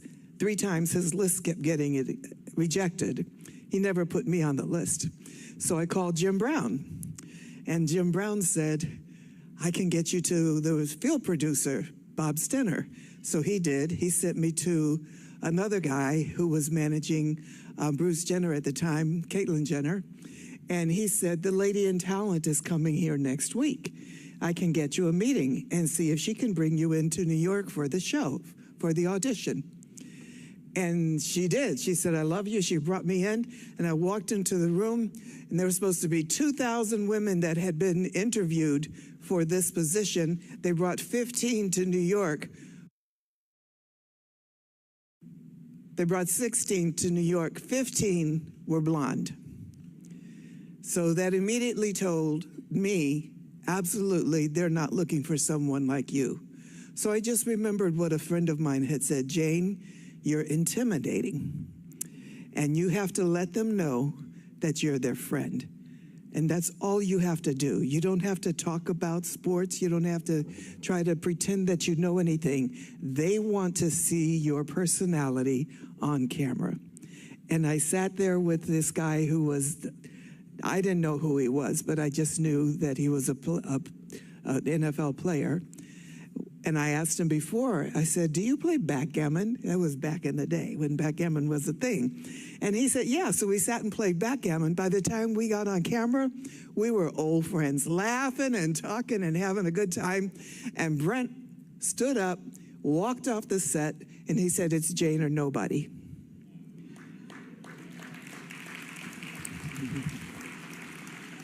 So I ended up on the show only with a 6-week contract because they said that they still weren't sure. They still weren't sure. So 2 weeks in, I overhear the people on Sports Spectacular, which is not my show, and they're talking about how are we ever going to be able to keep our jobs if we don't get this post-fight interview with Muhammad Ali? He's fighting Leon Spinks in New Orleans, and we're the only people that don't have a post-fight interview. And they're yelling and they're screaming and they're saying, we're going to get fired, we're going to get fired. And they said, no, not we, and you're going to get fired. And then I put my hand up and I said, I can get you the interview. And they looked at me and said, who are you? I said, I'm the girl that can get you the interview. Put me on a private jet, send me to New Orleans. I'll have it back to you by tomorrow. I don't know why they believe me, but they put me on the jet. I called Ali. He was my friend. They didn't know that. I called Ali and I said, listen, I need to get this interview post-fight. He said, hey, I'll leave a key at the desk. He said, and I'll meet you right after the fight before I go to the regular news broadcast. I said, great. So I had my crew in the suite, and I'm sitting there praying, please, please, please, Ali, walk through the door. And I just hoped that he kept his promise, and he did. He walked in the door, and he punched the lens, and he said, I'd only do this for my friend Jane Kennedy. So for me, journalism is about people. It's about the people that you know that love you, the people that respect you. Walter Payton said to all of the players in the NFL when I got the job, we are going to take care of our Jane Kennedy.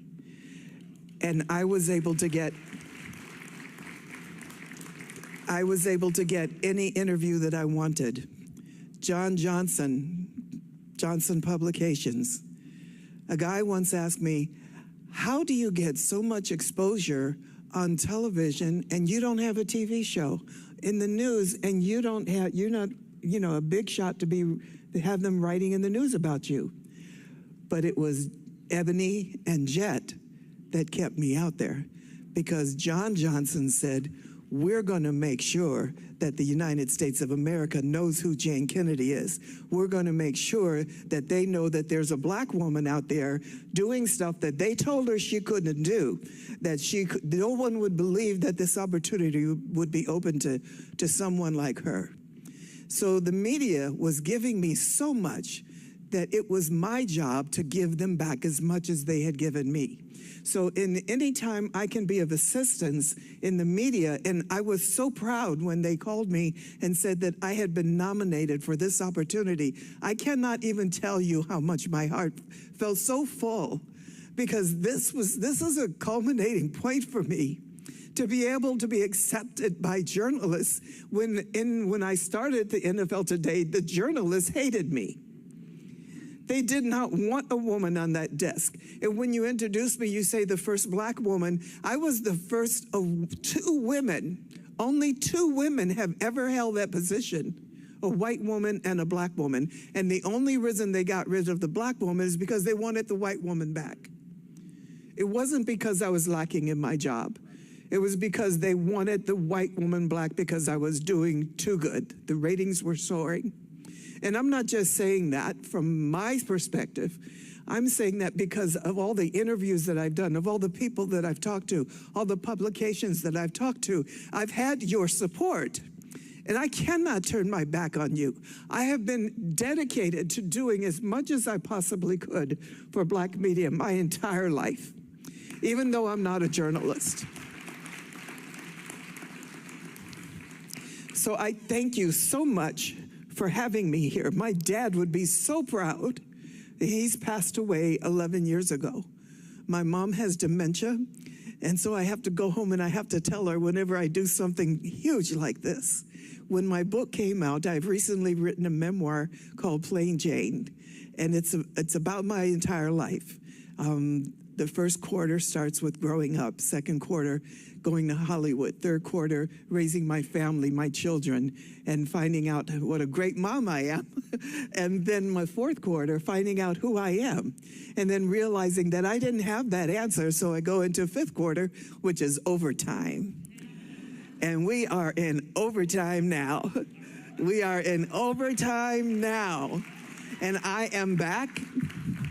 And I am back, and I'm rebuilding my career. And how many times does a woman or man get a chance to say that they can rebuild their career when they walked away from it for 30 years? And people have come and they've welcomed me like all of you. You've welcomed me back. And I cannot tell you how grateful I am. So to be able to receive this honor today means everything in the world to me, and I hope you realize how important that is for me. I truly hope that you do. I had to be here, no matter what. I had to be here today because I wanted to see your faces. I wanted to be able to talk to you. Didn't know I was going to run into my buddy Roland, which is an extra bonus. Last year when we were in Cleveland, I bumped into him at the club and we danced a bit. So yeah. I ran into him in Los Angeles. We danced a bit, so yeah. I'm just grateful. And that's the only word that I can think of. Just totally emotionally grateful. Thank you.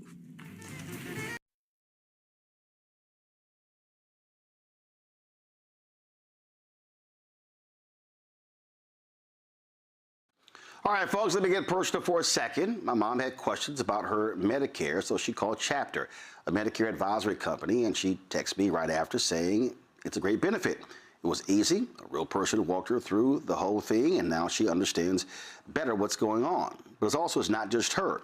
A woman in Yonkers wrote in saying the process was so simple, the enrollment was easy, and she was so glad she called. Then there's Marilyn, 90 years old, in Florida, living on Social Security. Her premium climbed every single year north of $400 a month for coverage she could barely afford anymore. So what does she do? She called Chapter. They found her the same top-tier coverage for hundreds of dollars less. 90 years old, and finally somebody in her corner. I hear stories like that again and again from our community. The Medicare system was not built to work for you. Too much fine print, too many plans. Yet Chapter's advisors are independent and honest, the only Medicare advisors that compare every plan nationwide. They're focused on one thing, what actually works for you. If you're already in the right plan, they'll tell you. No games, and people who switched with Chapter saved an average of $1,100 a year. All it takes is 20 minutes. You talk to a real person, and it's completely free help. So call Chapter at 724-264-8281, 724-264-8281. That's Chapter. Let me ask you a question. Why do so many people seem to think they know black men so well? What they think we want, what they think we need. Hell, they even tried to tell us why and how we voted, but never had a conversation with us. Never asked us how we felt, what brings us joy, what makes us angry, what makes us scared. How do we live? That's what this show is about. No translation, because we don't need anybody speaking for us. We can speak for ourselves. This will be a show where we bring brothers on that you don't see on every other talk show. Nope. Brothers that are doing work in local communities with black men for black communities. We're going to hear each other and try to understand so perhaps we can move forward together. No translation, because we don't need anybody speaking for us. Nope. What we need is each other. No translation, right here on the Black Star Network. Check it out. I'm Ryan Wilson, CEO and co-founder of The Gathering Spot, and you're watching Roland Martin Unfiltered on the Black Star Network.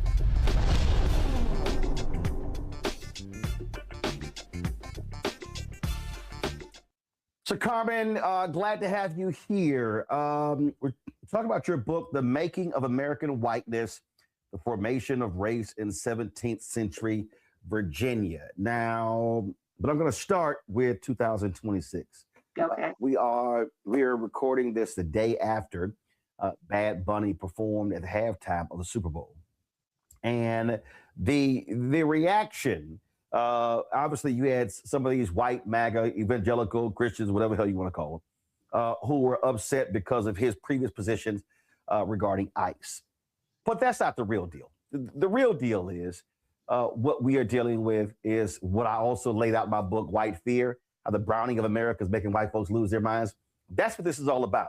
So your book talking about the making of American whiteness is still ever present in 2026. For sure. Whiteness never goes out of style, I tell people. It's always timely.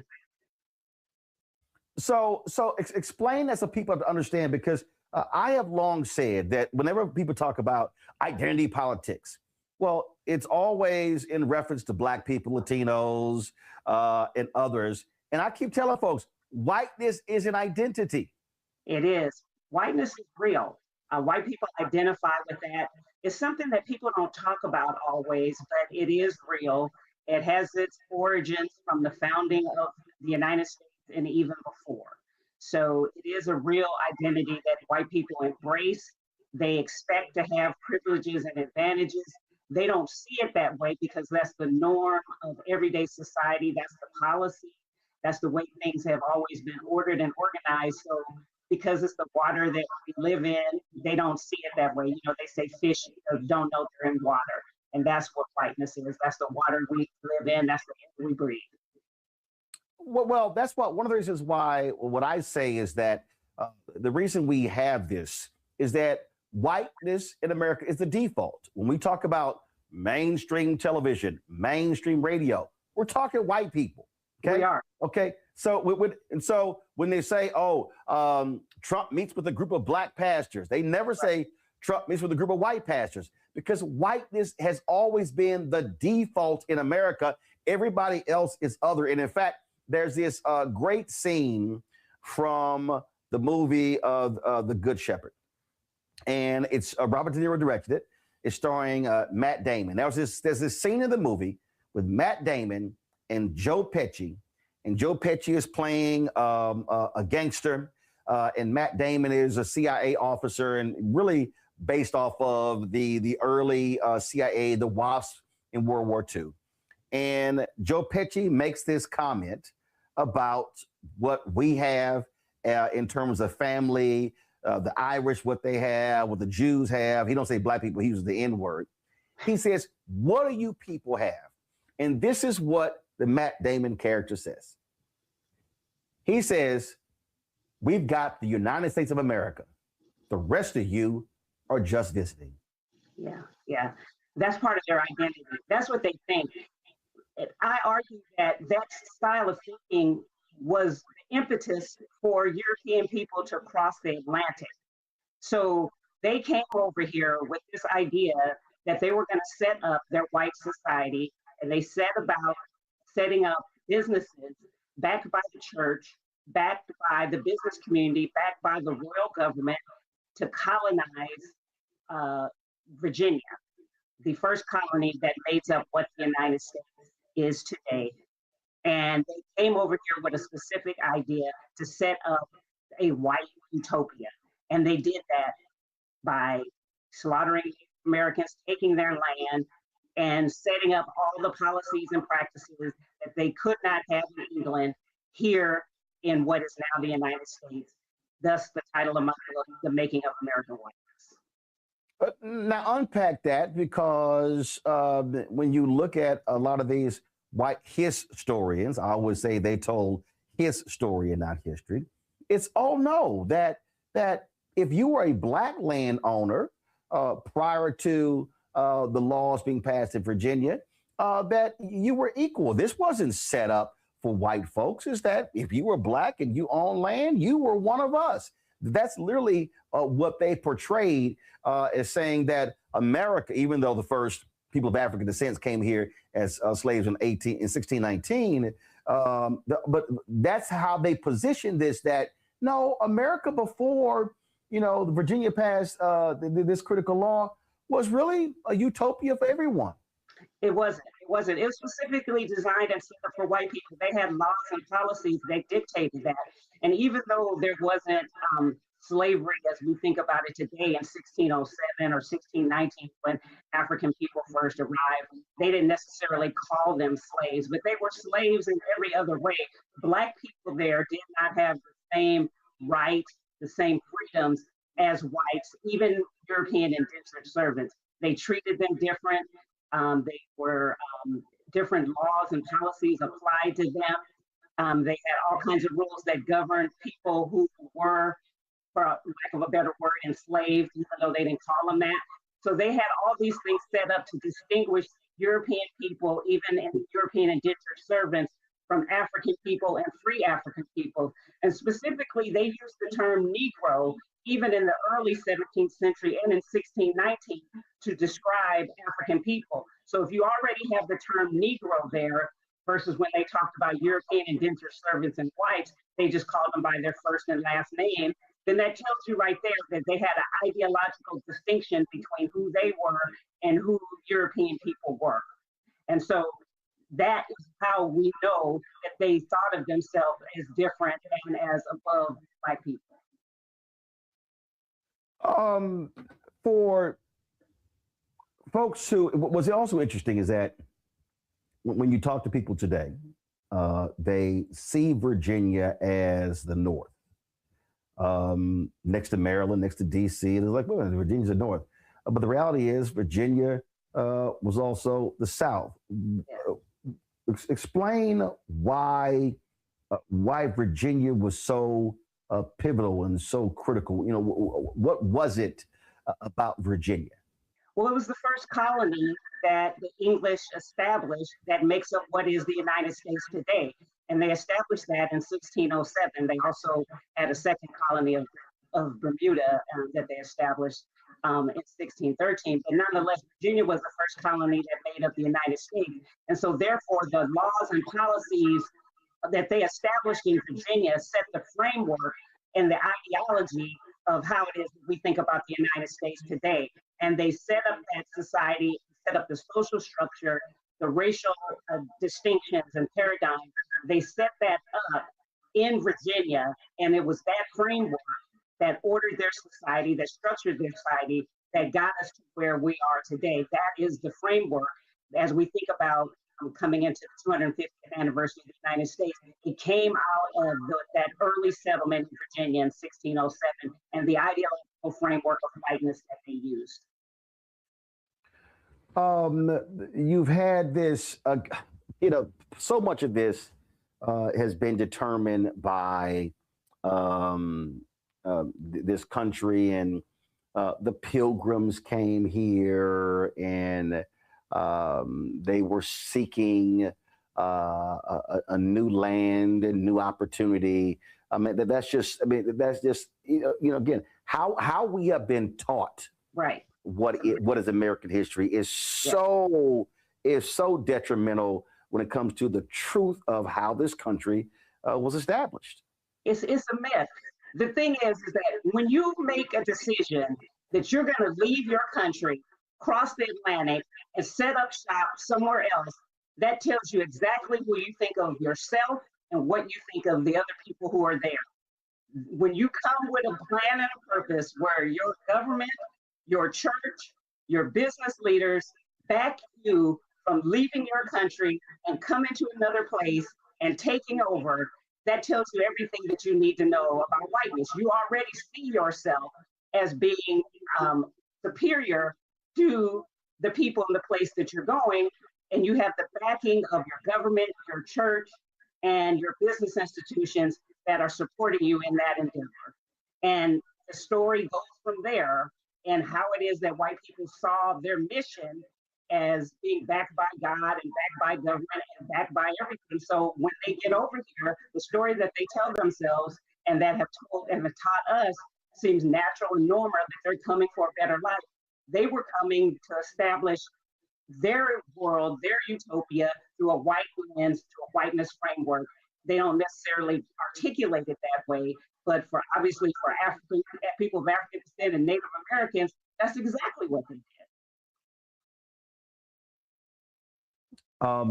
First, and again, when you start talking about history versus history, this was a colony of England. Again, how we look at the story. England decided to get rid of rabble rousers. They put them on a ship and they said, leave, get out of here. No, that's not what we're dealing with. They established the Virginia Company of London in 1606 with the express purpose of traveling across the Atlantic to investigate colonization possibilities in the New World, what they call the New World, and ultimately Virginia. So the Virginia Company of London was a stock trading company that they set up for the express purposes of figuring out how it was that they would colonize Virginia and then what would come to be the United States. So it was very intentional. They were determined to do that, and they set up a business enterprise to do that, backed by investors who put in their money to fund the venture, and for their money, they were then given Native American land for their investment. And then they brought over poor European people to do the work of colonization until African people arrived in 1619. Before we continue, first of all, what was it that led you to say to really hone in on this and focus on this? I've always just kind of wanted to understand why it was that white people just had this thing with Black people, the hate, the animus, wanting to enslave Black people. And as I began to research that, it led me to really think about, we don't really understand whiteness and what it is. We don't talk about it. Anytime you say it, people get all upset and they don't know how to articulate it. Scholars and people who deal with race, they are loath to name it. And it's like the problem in American society and in history is white supremacy. And we have to name it, frame it, and that's what I do in my book, because it has not been talked about. And the problems that we have in our society, I say, is all a result of white supremacy in the United States. And I want to document that history and where that came from and how it emerged. Yeah, and you're right. We don't want to talk about it. We don't want to discuss it. White folks act like it doesn't exist. And I think you said something earlier, and I've always said part of the issue with the phrase is how when you hear the phrase white privilege, the problem is that when many people hear the word privilege, right, they automatically think economics. And so they go, wait a minute, I'm broke. I'm in Appalachia. I'm broke in Mississippi and Alabama and North Carolina and South Carolina and Arkansas and Louisiana and Texas. So I don't have white privilege. And that's really sort of what folks lean on, but they really don't think that their whiteness somehow is an advantage, and that's being perpetuated whenever you have these conversations. Yes, Du Bois said there's wages of whiteness. Yes. One of my professors wrote a book, David Roediger, The Wages of Whiteness. There's a psychological wage of whiteness, right? They can be poor, they can struggle, they can be in Appalachia, but they still know that they're white. And that's the quid pro quo that poor whites and wealthy whites have always had with one another. People always say, why would people vote against their interests? I always ask them, yes, why would they vote against their interests? Why? Because they know in the end that this system is meant to take care of them. And that is why they do it. And so that is the part that people are not focusing on. It isn't about the money. It's about the psychology of knowing that I am white and that this system in the United States was designed to take care of me, and that there's a quid pro quo, an intra-racial dynamic amongst whites that work together to ensure, even if I'm having a hard time, I'm poor, I don't have any health care, I'm still willing to put up with all of that for something more than money, and that's whiteness. And in fact, when Dr. King gave the speech in Montgomery, after the Selma to Montgomery March, he talked about a book that was written. He talked about the bourbon class. He talked about how the bourbon class, that is the rich white plantation owners, did not want to see poor whites aligning and joining forces with free people of African descent. And I say this all the time, and I try to get people to understand that in every period of American history, when Black people, when African Americans fought for rights, the quality of life of poor white people increased. Poor white people have always benefited from the protest, the agitation of Black people. And you sit in, and that bourbon class sat here and said, oh no, we can't have that. And so King talks about, he was referencing a particular book. He was talking about how they said, no, we have to create this wedge between them because this system is doomed if poor white people realize that they are just as broke as poor Black people. Yes, they've always been worried about the alignment of poor whites and Blacks. In fact, Bacon's Rebellion was about that. In the 1680s, poor whites were upset that they weren't getting all the land that the wealthy whites were getting. So what did they do as a concession? They removed the land ownership as the qualification to vote.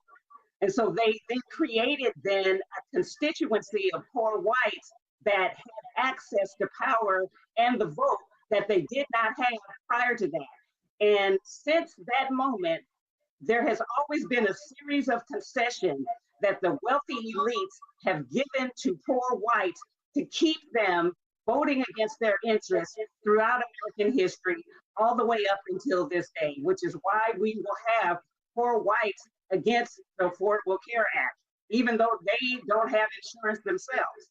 They are willing to forego all of that because they know, again, they have a wage and a benefit for being white.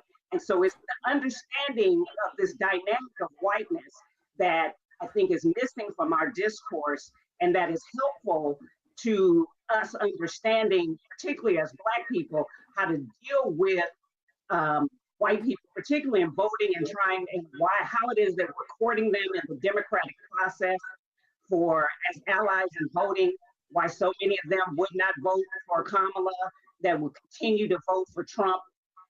These people will continue to vote, as we say, against their interests.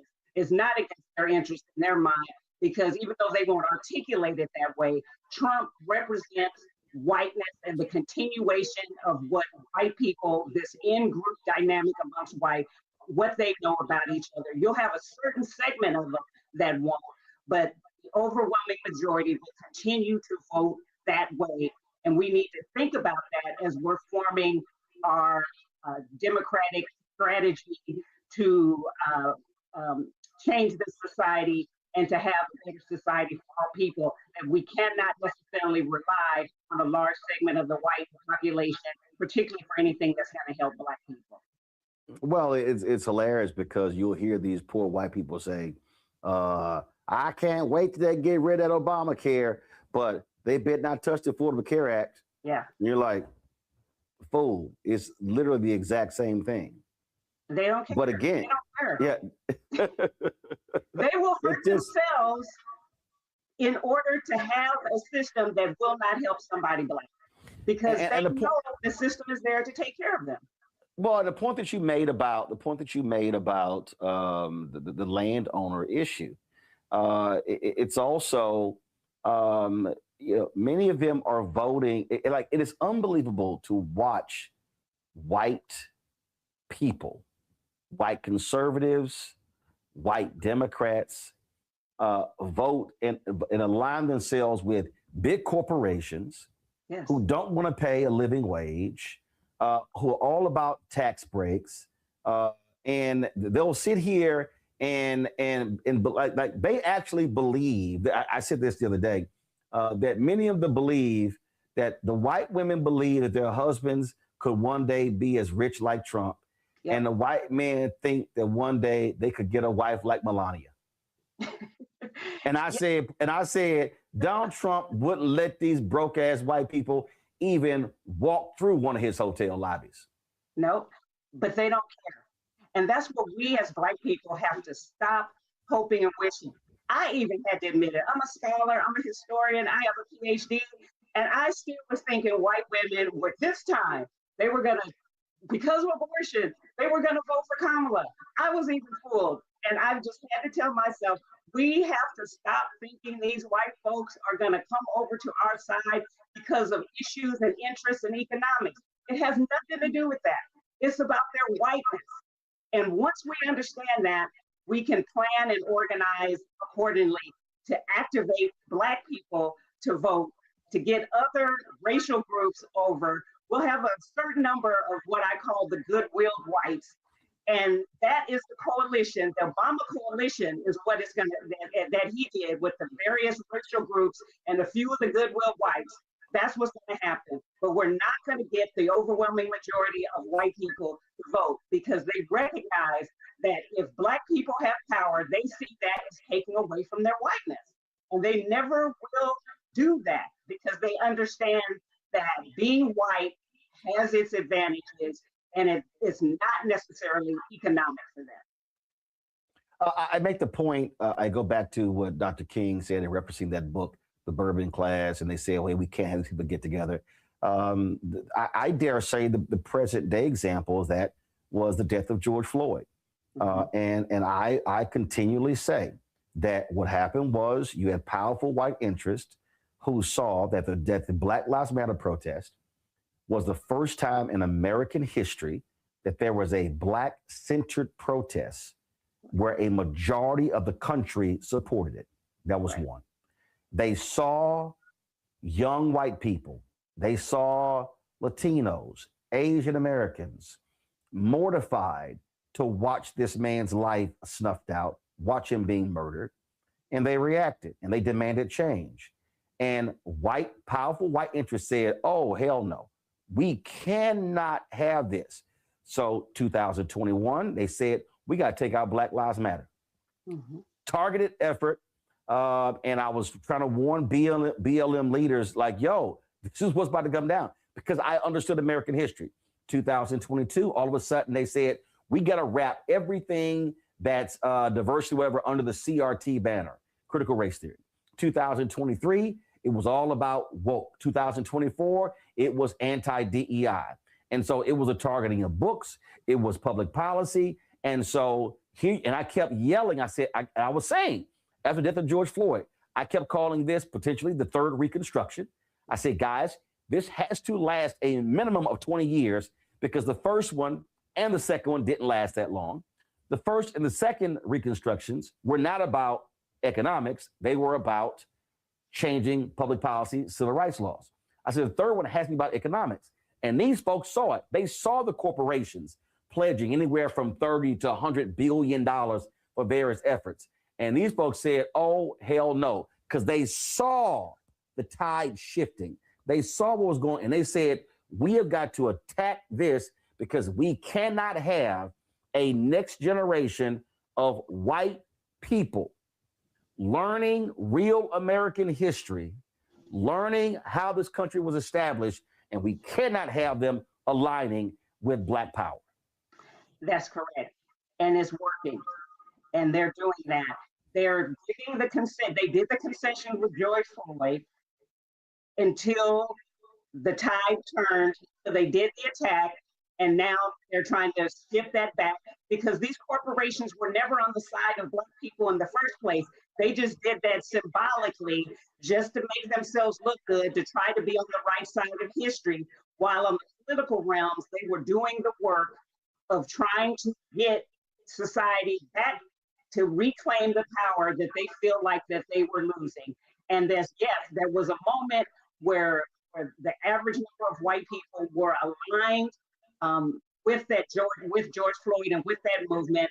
And as you said, they went ahead and started doing the work to reel that back in and put the power back into the hands of the elite whites. And again, getting and tricking poor everyday whites to see their interests to be more aligned with them. What do you make of the efforts of Bishop William Barber, Repairs of the Breach, and the Poor People's Campaign to do fusion politics? He talks about, and that was what they did not want to see in the late 1800s. That is, poor whites and free people of African descent aligning. And their whole effort is trying to really crack that code of fusion politics and they've achieved some success. I remember that I spoke, it was his last year as head of the NAACP State Conference of North Carolina.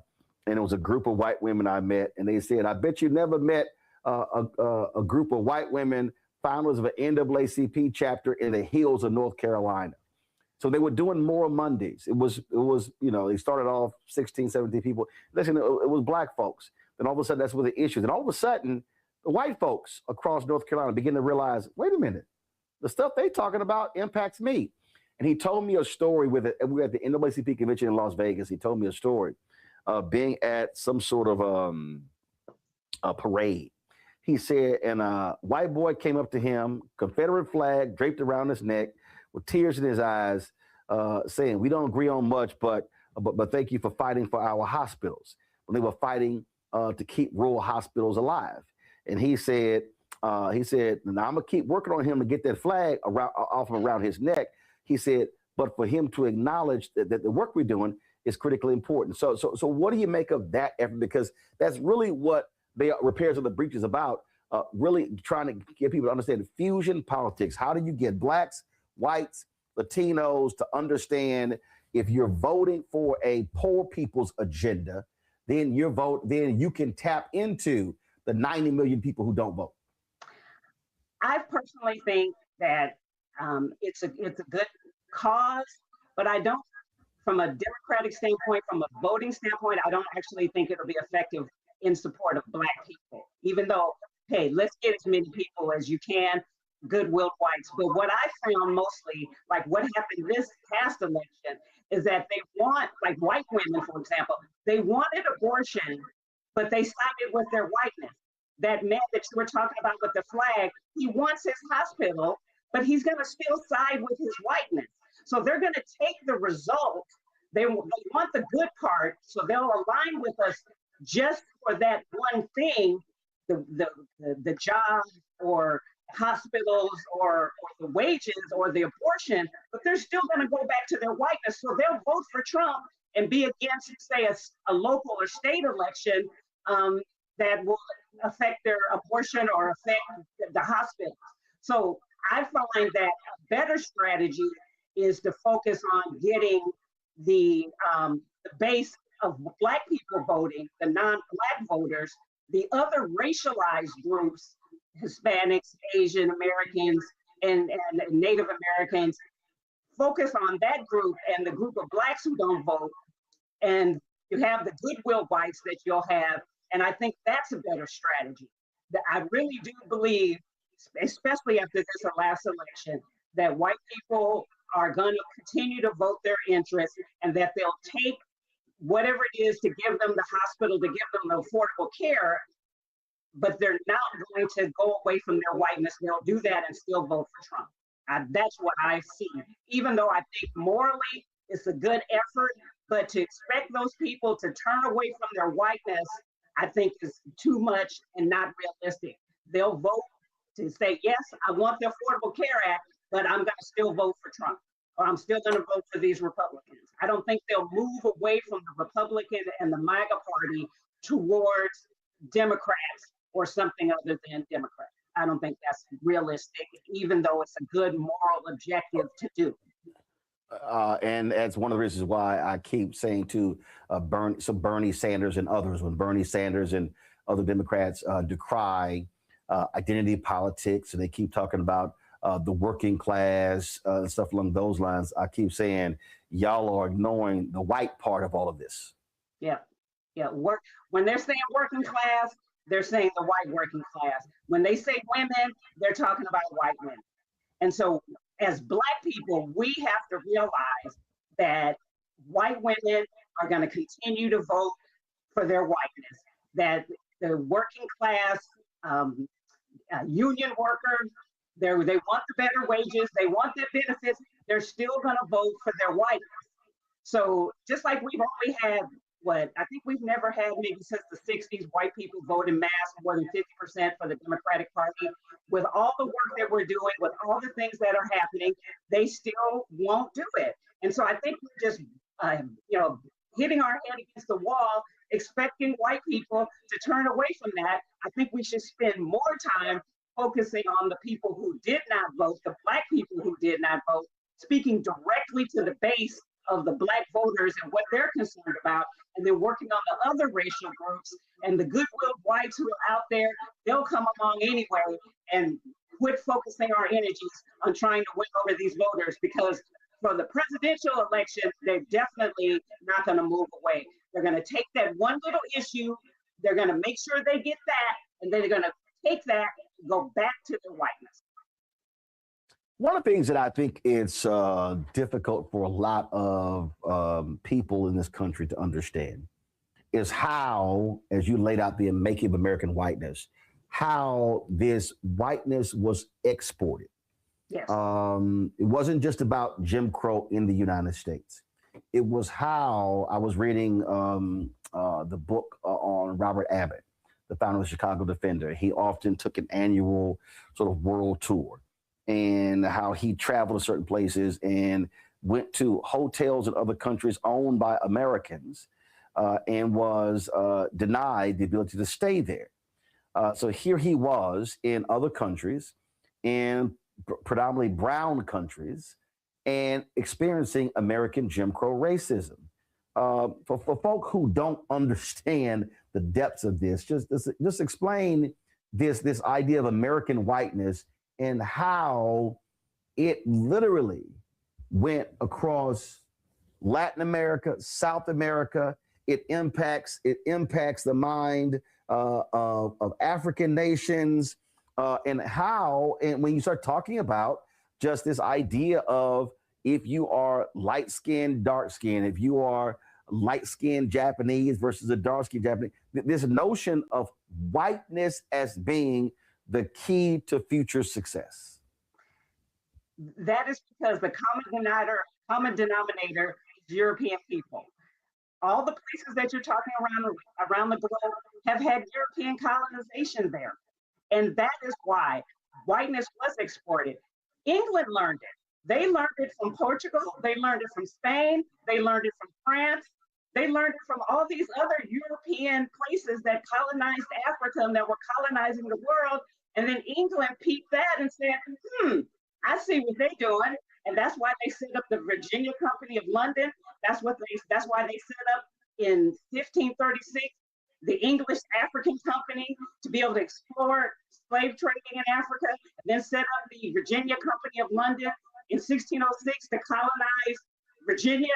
They did that utilizing the knowledge and understanding of colonization and exploitation of brown and African people that they learned from the Portuguese, that they learned from the Spanish, that they learned from the French, that was going on before English people crossed the Atlantic.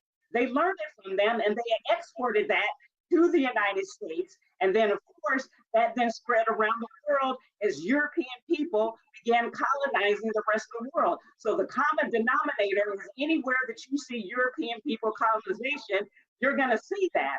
And it happened in the United States later, and it began in these other places much earlier, starting in the 15th century, and many people can argue before, but in the modern times, with the transatlantic slave trade, where Portugal and Spain and the Dutch were already involved in the transatlantic slave trade, were already involved in colonization. And you saw as they began to set up their colonies, the Portuguese in Brazil and the places around the world, they exported this idea of whiteness around the world. I call it American whiteness because when England set it up here in the United States, it took on an American version of it. And that's why I focus on the American whiteness. But there's a form of whiteness where European people are and have been in their colonization efforts around the world. So many folks, yours included, talked about 2043, America moving towards becoming a nation majority people of color. I'm born and raised in Texas. I saw what it was like, the reality of white Hispanics. So when we talk about this, the making of American whiteness, let's talk about how we are moving forward and how you have Hispanics, Latinos. First of all, not one group. We talk about Cubans and Venezuelans and Colombians and Brazilians, and we can go on and on and on. How this notion of whiteness is going to impact our politics when we talk about Latinos being the second largest group in the United States, and this reality of white Hispanics. Yes. They're learning through ICE and deportation that whiteness doesn't always work for them. In the United States, again, we have the whiteness that are talking about European people. Hispanic people and other racial groups have always wanted to try to align themselves with whiteness, thinking that somehow that will benefit them. And they, again, as we said, have taken on whiteness, because Hispanic is a ethnicity. And so they have taken on whiteness. They're white Hispanic, there's black Hispanics, and there's various other racial groups within the Hispanic ethnicity. They have taken on this whiteness thinking that that's going to benefit them, and is not. They're learning that other racial groups, even African immigrants, are learning that. And so what we're having to do from a political standpoint is, I'm hoping that they are recognizing through all these ICE and deportations that whiteness is not going to help them, and hopefully that they will begin to align with Black people in our political struggles, in reminding them that you are not white, that here in America and really around the world, you are not seen as white, but other racial groups want to view themselves that way. And Black people, more than any other group, have been able to articulate that and understand what whiteness is about, and realize that you are not going to get any benefit from trying to align yourself with white. And so it is my hope that these other racial groups, like the Hispanics and various other groups of Hispanic origin, and as well as other Asian and Native American groups, recognize that aligning yourself with whiteness is not going to be to your political advantage, and that your advantage is trying to come over and work with Black people who understand whiteness and white supremacy more than any other group. There are a lot of people who, this discourse when it comes to Africans coming here, African Americans going to Africa, And I keep trying to tell people that what African Americans must understand about the perceptions of African nations, and what people have to understand about Africans coming here, is what America has exported through mass media.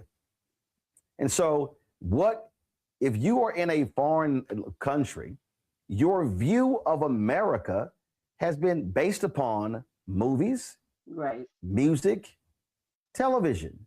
Luckily, the internet is changing that, but the reality is we're talking about decades upon decades upon decades of massive misinformation, disinformation.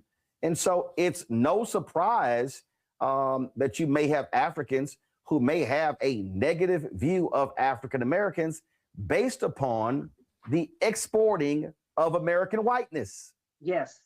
Yeah. And the media is a big part of that. There's white people behind those cameras. I mean, you're in the TV business, you're in the media business, you understand that. These images are crafted by whites. And in fact, I'm about to blow you away. What? When this came out, I sent this to a Black host of a network show. Mm-hmm. And the host hit me and said, I would love to have you on, but my white producers don't like the title of your book. And I said, I write about those same white producers in the book. I said, one of the reasons that we do not talk about whiteness is because you have white executives and white producers who don't want to even acknowledge whiteness, who don't want to acknowledge the reality of the stories. I said, so it's no shock that they will sit here and not like my title, How the Browning of America is Making White Folks Lose Their Minds. And then I said, the person said, well, Roland, you're preaching to the choir. I said, no, I need you to be the pastor. And what that said right there is, you might be the black face hosting the show, but you don't run the show. Exactly. Roland, I say the word white all the time in front of white people. We have to quit being so shy, quit using the word racism. I don't use the word racism anymore. It's white supremacy. And we have to say it all the time, wherever we are, screaming from the rooftop. White supremacy is the problem. It is not racism. I don't even know what that is. I don't even know what that means. It's white supremacy. Okay, I have you seen this? I have seen this so many times. I forgot. It may have been a comedian. It may have been a comedian probably it was several years ago, who said that when we talk about white people, all of a sudden we'll whisper. Exactly. And ever since then, because I was cognizant of that, I started saying it. We talking, they'd be like, white people. And I would go, why are you looking around? Yeah. Then I would go, it's just me and you here. Why are you whispering?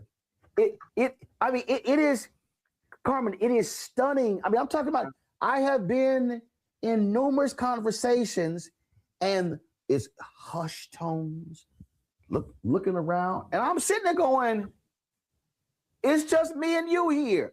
Yep. Even in private, we are afraid to say white people. And say it with your chest out. And that's what I say. And yes, it isn't good for business, right? My book, I'm trying to get it out there and get it published. You have your struggles. When you are naming and claiming whiteness, it is hard on the pocketbook, but I refuse to not call it what it is, because I really think that it's needed. You have to say what it is, and you have to say it with your full chest. And people, scholars that I respect in the field, they have all these prominent books, and I talk about it in my book, and they just say the word racism, when they're really talking about white supremacy. They're talking about all the bad things that are happening to Black people and why it's happened, and they never say the word white supremacy. And these are some of the leading Black scholars in history and in America, academia. And I say, that's great. Everything you said is great. You left out one word, don't you say it? Why are we so afraid to say it? My book says it from the rooftop, and everywhere I go, in every meeting I'm in, I say it, and I say it with full chest. I do not mince any words. I do not use the word racism. I use the word white supremacy every chance I get, and I'm encouraging all the viewers to use that word and do not use the word racism anymore, because that is not what we're talking about. We're talking about white supremacy, period. Last question for you, and I ask all authors this, and that is, when you were doing your research, when you were writing, what was your wow moment? What was something that you came across that made you go, wow, that is unbelievable. That is stunning. I would say that whiteness and white supremacy is really more about the conflicts between white people. That is really the problem.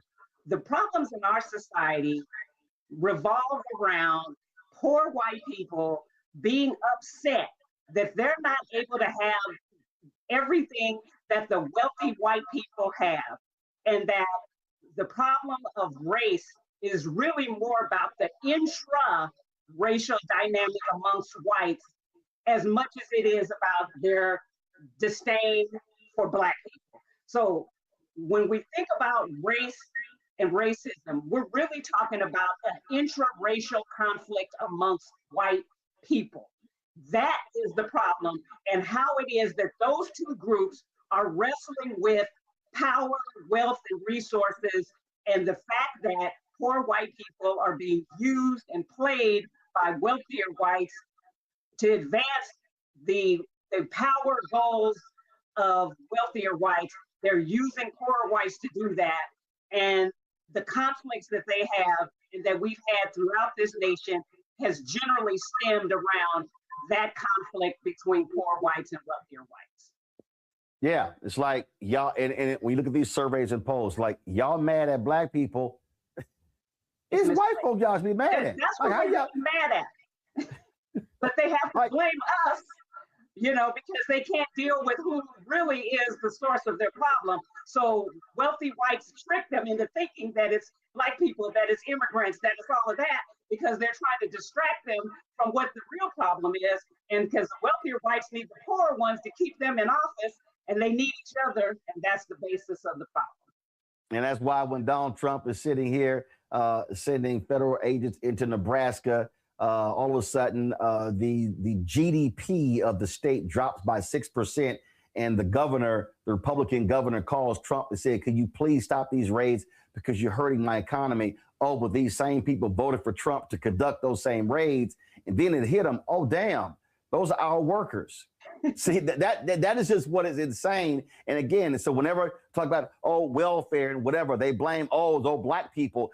They're on it. No, y'all white folks on it. So like that, I crack up when I hear the welfare. I'm like, no, welfare was created for poor white women. That wasn't us. Yes. That was them. Matter of fact, we were denied Social Security benefits. We were denied. Black people were denied so many federal benefits. I'm like, this was done for y'all white people. Stop it. Yes, I know. But they don't see it. They really do not see it. It's like a cognitive dissonance that is in their head that they don't get it. And that's why I wrote the book, to be able to point some of these things out from a historical basis of where the origins are and how it emerged. And maybe perhaps we can utilize that. Black people can utilize that to move past thinking these white people are going to be on our side. They're not. They're going to vote for that one little thing and move back to their whiteness every chance they get. I say it all the time, folks, that if you want to understand something, you need to go to the root and then move forward to realize this. And that is the case. The book is The Making of American Whiteness, The Formation of Race in 17th Century Virginia. Carmen P. Thompson, we certainly appreciate it. Thanks so much. Thank you for having me. Do me a favor, support our work, give to us via Cash App, use a Stripe QR code, you see it right here.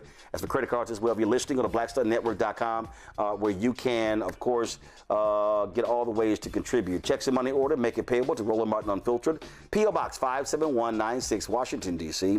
200-37-0196. PayPal's R Martin Unfiltered, Venmo RM Unfiltered, Zelle Roland at RolandSMartin.com, Roland at RolandMartinUnfiltered.com. Download the Black Star Network app, Apple phone, Apple TV, Android TV, Amazon Fire TV, Roku, Samsung Smart TV. Be sure to get our Roland Martin Unfiltered swag by going to shopblackstarnetwork.com. You can also get our America at 250 shirts. They're available on the site as well. Support these black-owned companies you see through our marketplace, folks. They, of course, more than 50 black-owned companies. Every product that you see here is on that website. When you buy from those companies, you're also supporting this show as well. And so we had them on the show the other day. Of course, Tribe and Oak candles. I got it sitting right here. We got cake mix. We got all kind of stuff on there, so y'all check it out. Download the app, Fan Base, black-owned app. Not just for black folks. You can follow me there as well at Roland S. Martin. Folks, that's it. I'm going to see y'all tomorrow right here, Roland Martin Unfiltered on the Black Star Network.